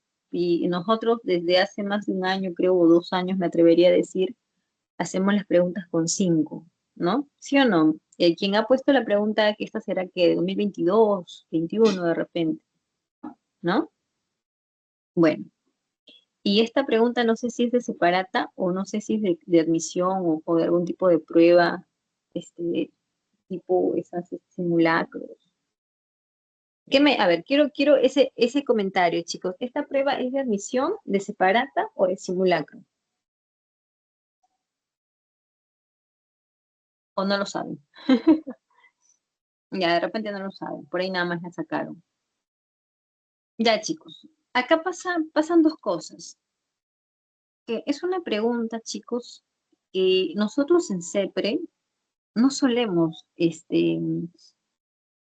digamos, explicar estos puntos que, como dice acá, ¿no?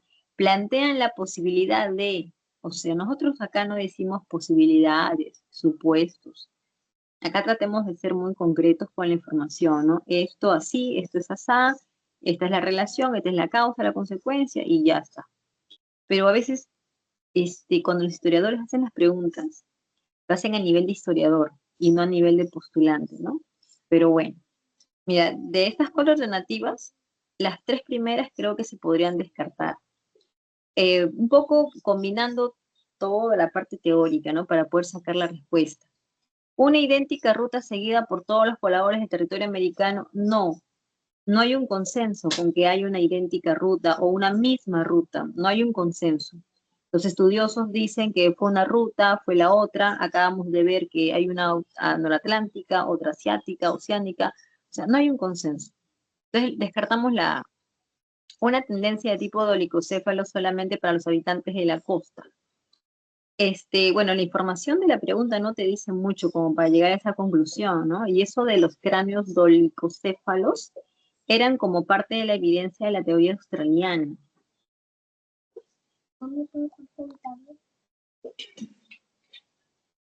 ¿Ok? Era como parte de la evidencia de la teoría australiana.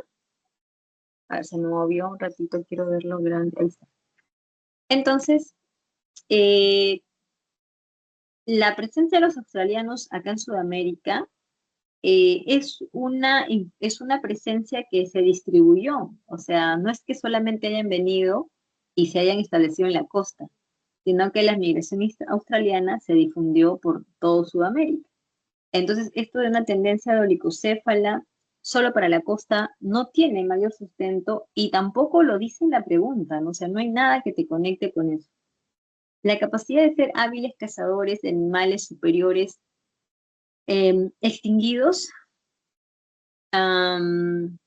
esa queda a medias, ¿no? O sea, que hábiles cazadores, bueno, eran cazadores todos, ¿no? Lauricocha, Toquepala, todos son cazadores, entonces como que no hay una diferencia, ¿por qué decir Payán cazador y los otros no? O sea, hábiles cazadores, o sea, la C puede aplicar a cualquiera.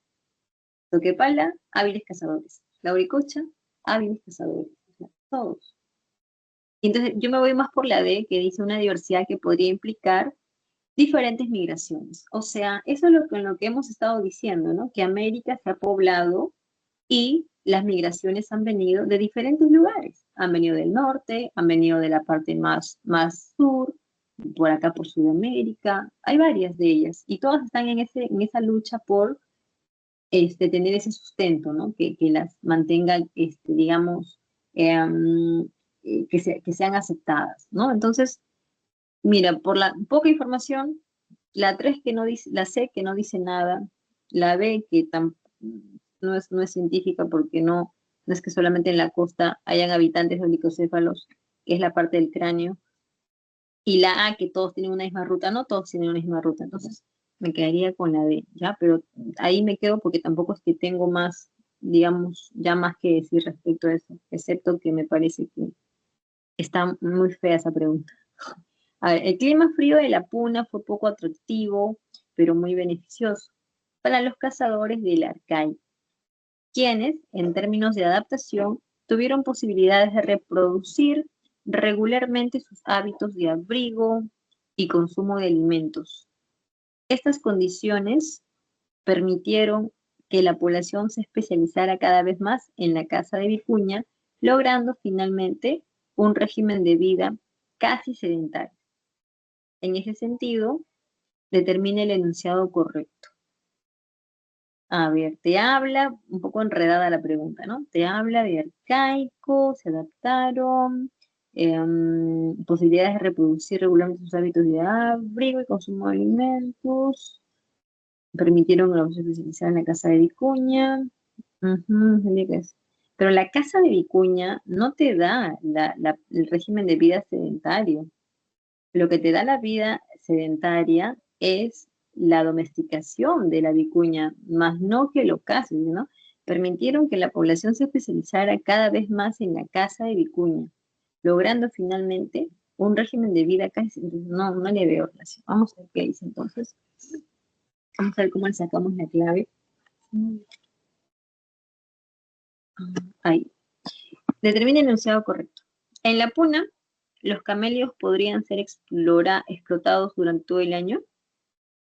La densidad poblacional de los habitantes superaba a la de los camélidos. Los pobladores puneños requerían desplazarse a distintos pisos ecológicos. El sedentarismo causó un cambio brusco hacia sociedades igualitarias. Ninguna es clave para mí, chicos. Creo que se llamaba Fernando el que ha puesto las preguntas, no recuerdo el nombre de quien ha puesto. Estas preguntas tienen clave, las saben, para a partir de ahí buscar el sustento que podría tener.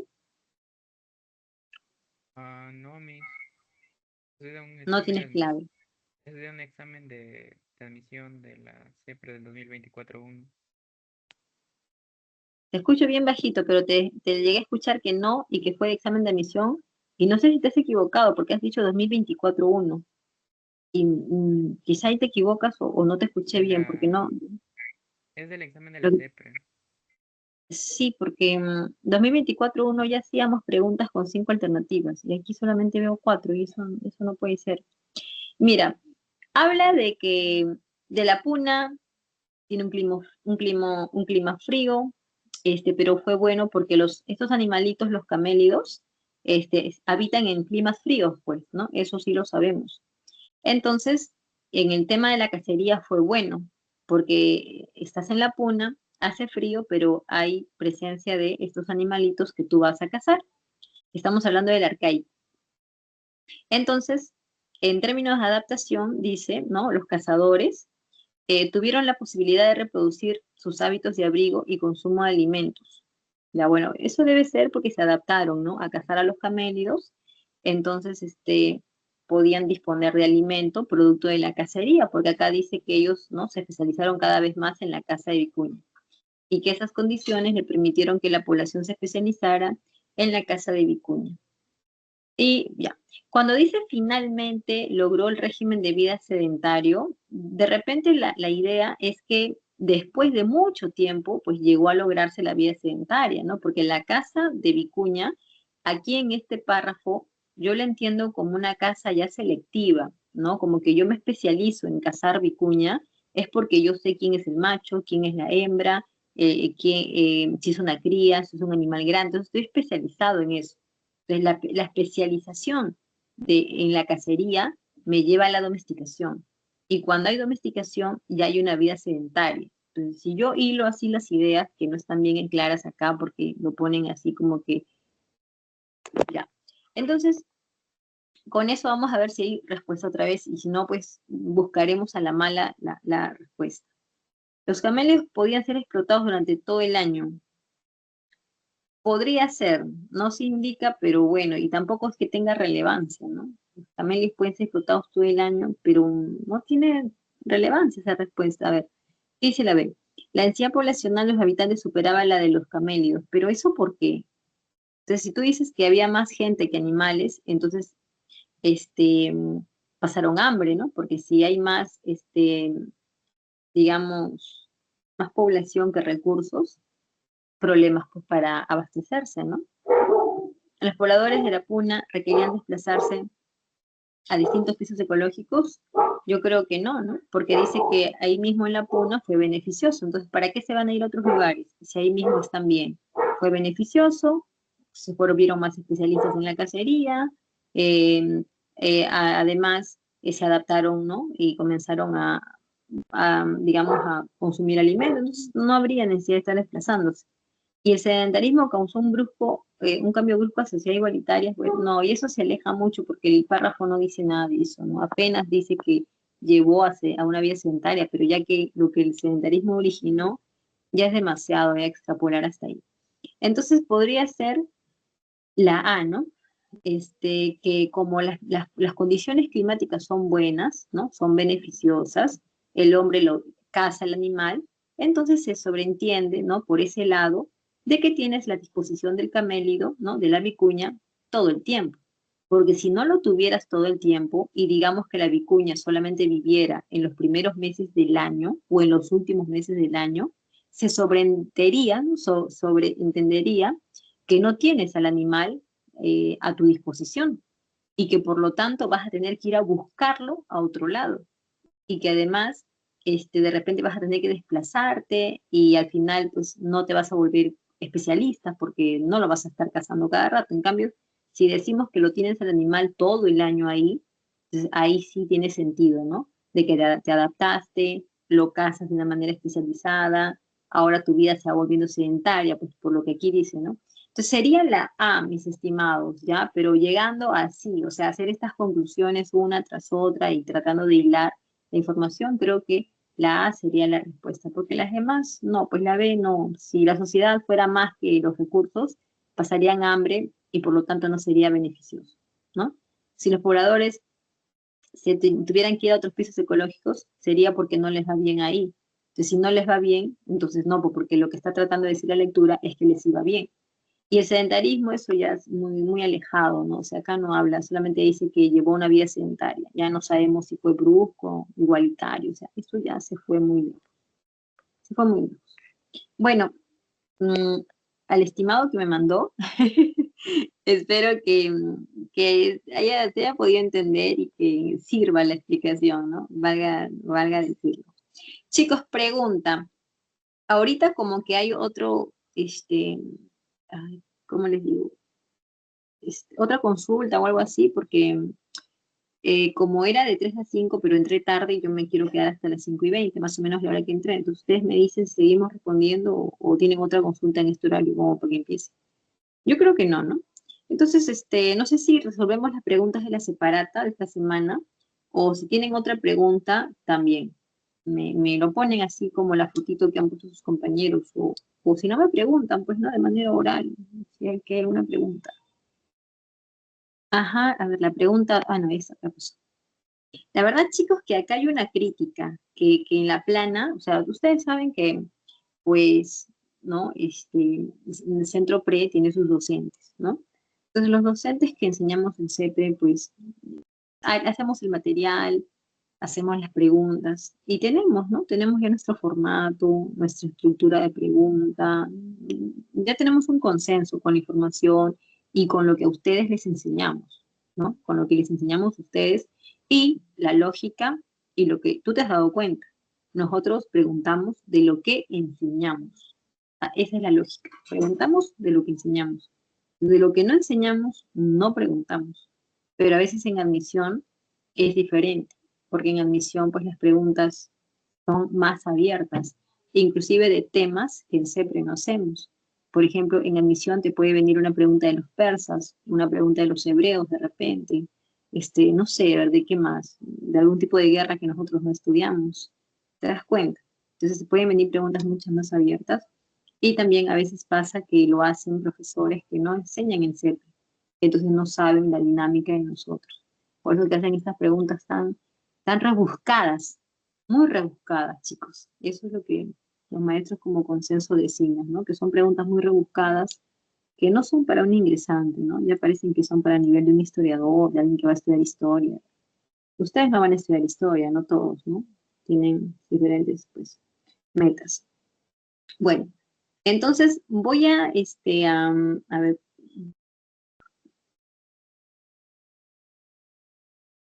vamos explicando por aquí, ¿ya? Porque como la pregunta no la voy a poder compartir en mi celular, no me van a tener la hilación, así que voy por acá avanzando con la información hasta donde podamos llegar, que todavía nos quedan unos minutos más. Chicos, nosotros, la historia peruana empieza cuando, a ver, la historia peruana empieza cuando el hombre llega a territorio andino, ¿no? Ahí es donde empieza la historia peruana. Y ese momento es el lítico, ¿ya? El lítico es el momento donde el hombre pone sus pies acá en nuestro territorio, y eso ocurrió hace 12.000 años. Vamos a ver, ¿qué pasó? Restablecer el documento. Ya. ¿Qué es esto? Cancelar. No sé qué pasó. Voy a abrir el documento otra vez, porque no sé qué pasó.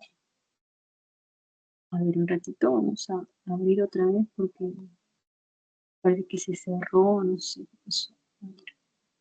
Está, solo una vez. Ahí está. Y vamos a compartir. Ya se está compartiendo.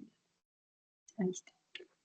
Entonces, el lítico se puede comparar con el paleolítico porque en características, pues vamos a ver que hay una coincidencia.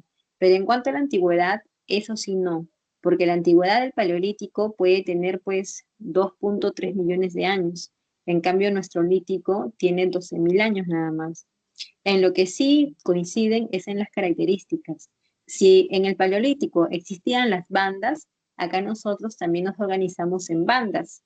Y tú sabes que las bandas son grupos humanos de pocos integrantes. No porque son exclusivos, sino porque la esperanza de vida es muy corta. Es muy corta. Entonces siempre las bandas son grupos pequeños, donde sus integrantes no necesariamente tienen que tener vínculos de parentesco, sanguíneo, familiar, no necesariamente, no es un requisito. Dentro de una banda no hay diferencias sociales, la única diferencia es el sexo. Entonces, si tú eres mujer, pues recolectas, cuidas los alimentos, ¿no? Y a los niños. Y si eres varón, ¿no? Si eres hombre, cazas y pescas. Entonces, a esto se le conoce como una división sexual del trabajo, ¿ya? Es una división sexual del trabajo. En cuanto al tema de su desplazamiento, son nómades, pero son nómades estacionales. Eso significa que ellos están siempre buscando el calor. Si yo soy nómade y busco trasladarme, siempre voy a ir hacia las zonas que tengan mejores temperaturas, ¿ya? Ese es un nomadismo estacional.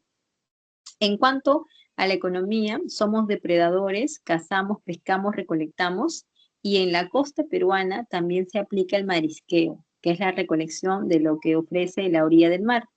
Obviamente que en la sierra no vas a poder hacer marisqueo, porque la sierra tiene otro relieve.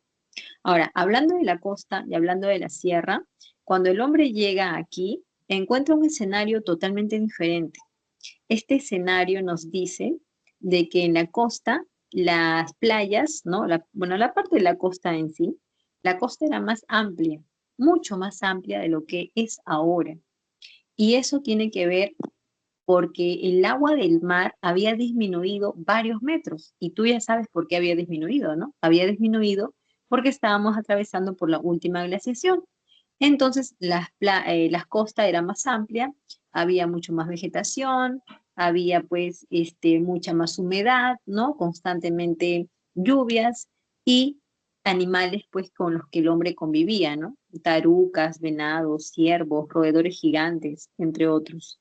Y en la sierra también el hombre es cazador y también es recolector, pero en la sierra el hombre encuentra un clima más frío, es un clima propio de la sierra que está cubierto de muchos glaciares, ¿no? De grandes bloques de hielo. Y el hombre también caza, ¿no? Caza a estos animales, ¿no? Principalmente camélidos y cérvidos, ¿no? Y se alimenta de raíces y tubérculos. En cuanto a la tecnología, el hombre usa la piedra para sus instrumentos líticos, tienes las puntas, las lascas, raspaderas, entre otros. De los sitios más importantes, Piquimachay es uno que tiene pues esta explicación que es necesario comentarla, mira. En Piquimachay, que en ese lugar en realidad es una cueva, ¿no? La cueva de la pulga, ¿ya? Piquimachay, cueva de la pulga. Richard McNeish, que es el descubridor, al ingresar a la cueva, excavó la tierra y en uno de los estratos inferiores, ¿no? En una de las capas inferiores, a la que llamó Pacaicasa, Richard McNeish encontró huesos de animales prehistóricos e instrumentos líticos, con lo cual se ha sentenciado que Piquimachay I es la evidencia más temprana de presencia humana en el Perú. Solamente así. O sea, si te dijera Piquimachay ¿es el hombre más antiguo del Perú? La respuesta es que no. ¿Por qué no? Porque si tú me dices que es el hombre, tú me estás dando a entender de que has visto algún tipo de evidencia ósea humana, o sea, huesos humanos, algo que sea netamente humano. Y no hay, pues no lo hay.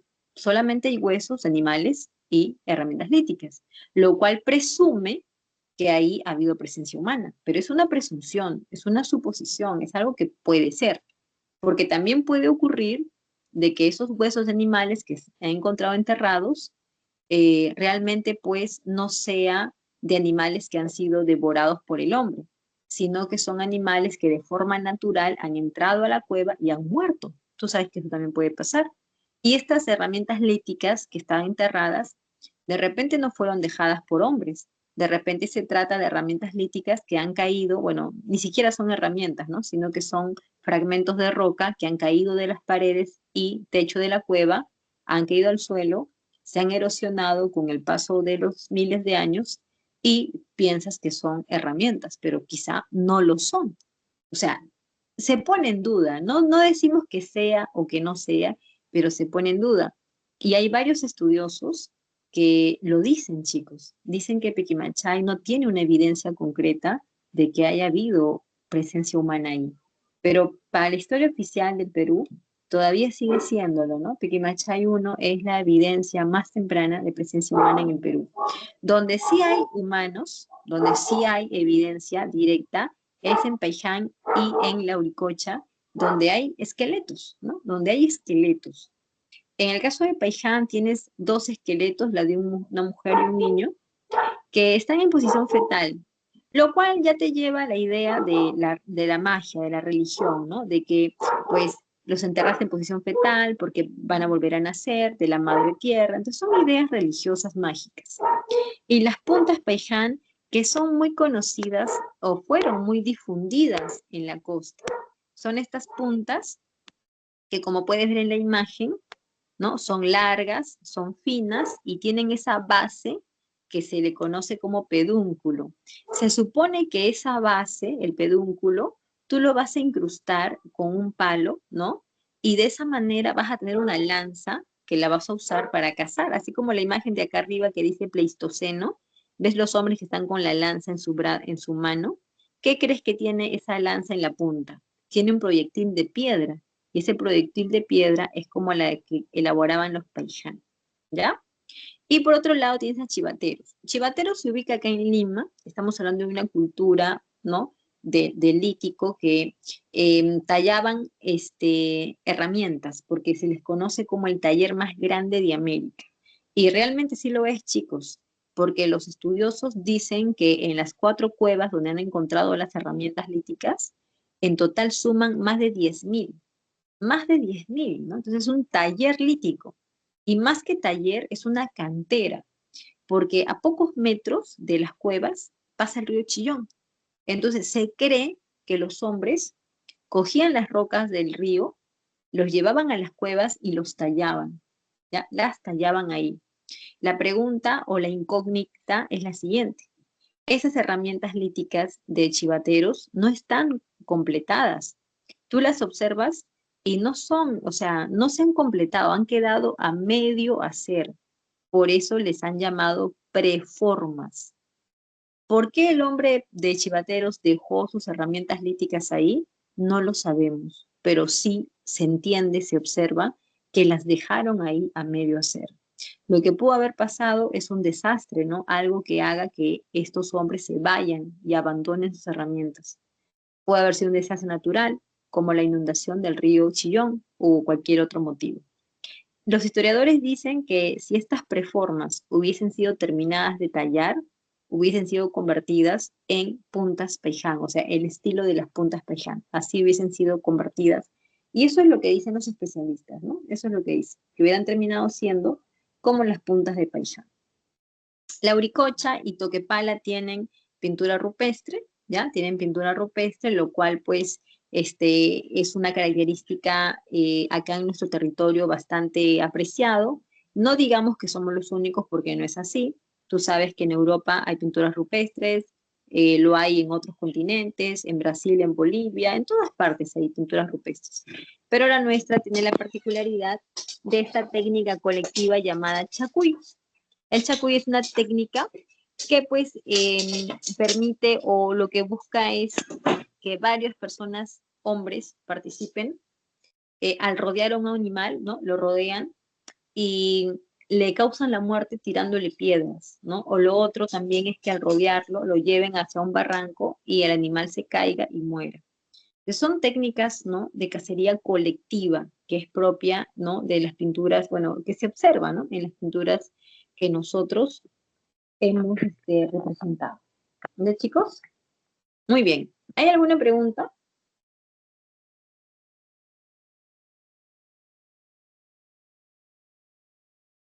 Ya, parece que no hay. Chicos, como nos quedan unos par de minutitos, voy a hacer las preguntas que las tengo por acá abiertas. Ustedes también lo tienen, ¿no? También tienen su separata, ¿no? Bueno, la 2 ya la resolvimos, entonces la 1 va acerca del poblamiento americano y pregunta acerca de... Ya, pregunta sobre las teorías, ¿no? Sobre las 4 teorías. La primera dice, la teoría asiática muestra evidencias culturales como el uso de chozas en forma de colmena, armas y zumbadores. Falso, ¿no? Falso. Esas características más parecen de los australianos, ¿no? Entonces, falso. La teoría noratlántica muestra evidencias físicas como los restos del hombre de Kennewick encontrado en Washington, Estados Unidos. Ya, chicos, eso es correcto. Ya nosotros no lo hemos puesto, no lo explicamos hace un momento, pero eso es cierto, ¿no? En la parte de Estados Unidos se encontró en una cueva que estaba cubierta por agua, por mar, se ha encontrado este esqueleto que le han llamado Kennewick y que al ser estudiado, ¿no? En su ADN, dicen que muestra las facciones, ¿no? O sea, por reconstrucción, ¿no? Estoy hablando de reconstrucción genética, muestra las facciones de un hombre caucásico, ¿no? Un hombre que habría sido rubio, blanco, de ojos claros, ¿no? Con todas esas facciones. Entonces, lo suman, ¿no? Lo suman, Bradley y Stanford suman la presencia del esqueleto de Kennewick a su teoría, ¿no? De que los europeos también han venido para acá. La teoría oceánica presenta como evidencia geográfica la utilización de la corriente ecuatorial y la corriente del Pacífico Sur. Exacto, ¿ya? Estas corrientes, como te mencionaba, son las que empujaron a las embarcaciones, ¿no? A los catamaranes para que de la Melanesia y Polinesia puedan llegar hasta Sudamérica. Y la teoría australiana muestra como evidencias físicas la pigmentación de la piel, el cabello negro lisótrico y la mancha mongólica falso. Eso pertenece a la teoría asiática. Por lo tanto, en la número 1, la respuesta correcta debería ser la C de casa. En la número 3, es una pregunta sobre los sitios, ¿no? Tanto del lítico como del arcaico, ¿no? Porque ahí está combinado. Nanchok, arcaico. Telarmachay, arcaico. Caral, arcaico, y Piquimachay, lítico, ¿no? Entonces están combinados. Ahora, no te vayas a confundir porque Piquimachay tiene dos. Piquimachay 1 y Piquimachay 2. Lo mismo pasa con guitarrero. Hay guitarrero 1 y guitarrero 2. Kotosh también tiene sus fases, ¿ya? Entonces, ahí son pequeñas cosas, ¿no? Que tienen ahí sus fases. A ver, si yo digo evidencia más temprana de horticultura, pues ese le caería muy bien a Nanchok, porque de todos, Nanchok es el más antiguo, ¿ya? Es el más antiguo, por lo tanto le caería bien a él. Instrumentos líticos más antiguos. Instrumentos líticos más antiguos creo que podría ser, a ver, Piquimachay, pues, ¿no? Si dijimos que Piquimachay es como la evidencia más temprana, es como evidencia más antigua, ¿no? De presencia humana, y lo que hay en Piquimachay es herramientas líticas. Por lo tanto, esa parte de los instrumentos líticos más antiguos es para Piquimachay. Centro ceremonial más antiguo de América, eso es Caral. Y presencia de domesticación de camélidos, eso es Telarmachay, ¿no? Telarmachay, Jaihuamachay, Piquimachay, domesticaban animales. El lítico se caracteriza por usar la piedra como materia prima para elaborar diferentes herramientas que le permiten al hombre una adaptación al medio ambiente. Algunas de las principales características de este periodo mencionamos. Aquí, chicos, en la 4, ¿ya? Características del lítico, se encontraban organizados en bandas dirigidas por un líder correcto, ¿ya? Las bandas están dirigidas por un líder. Aquí en el territorio andino, sí, correcto. La cacería selectiva dio paso a la domesticación en corrales. En el lítico no hay cacería selectiva. En el lítico el hombre caza de manera indiscriminada. No le importa si el animal está pequeño, grande, es macho, es hembra. No le importa. Es una cacería indiscriminada. Y no hay domesticación de corrales. No hay nada de eso todavía. Sus instrumentos de cacería fueron variados. Bueno, sí, podría decirse que sí, ¿no? Lascas, cuchillos, raspadores, ¿no? Sí, se podría decir, sí, es así. ¿Los conocimientos astronómicos tuvieron un gran desarrollo? No, los conocimientos astronómicos vienen en el arcaico superior en adelante. Ya ahí aparecen esos calendarios astronómicos, del arcaico superior hacia el formativo. Ahí aparecen recién. Así que la 4 es la C de casa, ¿ya? Y la 5, que es una pregunta sobre el arcaico inferior. Y quiere saber quién es, a ver, el lugar donde se encontró la aldea más antigua de la costa peruana. Bueno, es una pregunta de dato, ¿no? Es un dato. Y ese lugar es Santo Domingo, ¿ya? Sus viviendas de forma con techo rectangular, cubierta vegetal, y entonces es Santo Domingo, que además fueron horticultores, también pescaban, entonces, ya. Listo, chicos. A ver, regreso. Dejo de compartir. Ya, chicos, creo que ahí nos vamos a quedar esta vez. Son las 5:22, ya hemos cumplido más o menos con el tiempo que también me demoré a entrar. Si hay otra pregunta más, díganlo ya, o si no, nos despedimos, chicos. ¿Qué me dicen? Ya, ok. Entonces, chicos, les agradezco que estén aquí acompañándome en esta tarde. Nos vemos el otro viernes, Dios mediante, y bueno, si es que tienen sus dudas, ¿no? Ya, chicos, muchas gracias. Ya, cuídense mucho. Nos vemos la siguiente. Bye, bye, chicos. Muchos cariños. Chao, chao.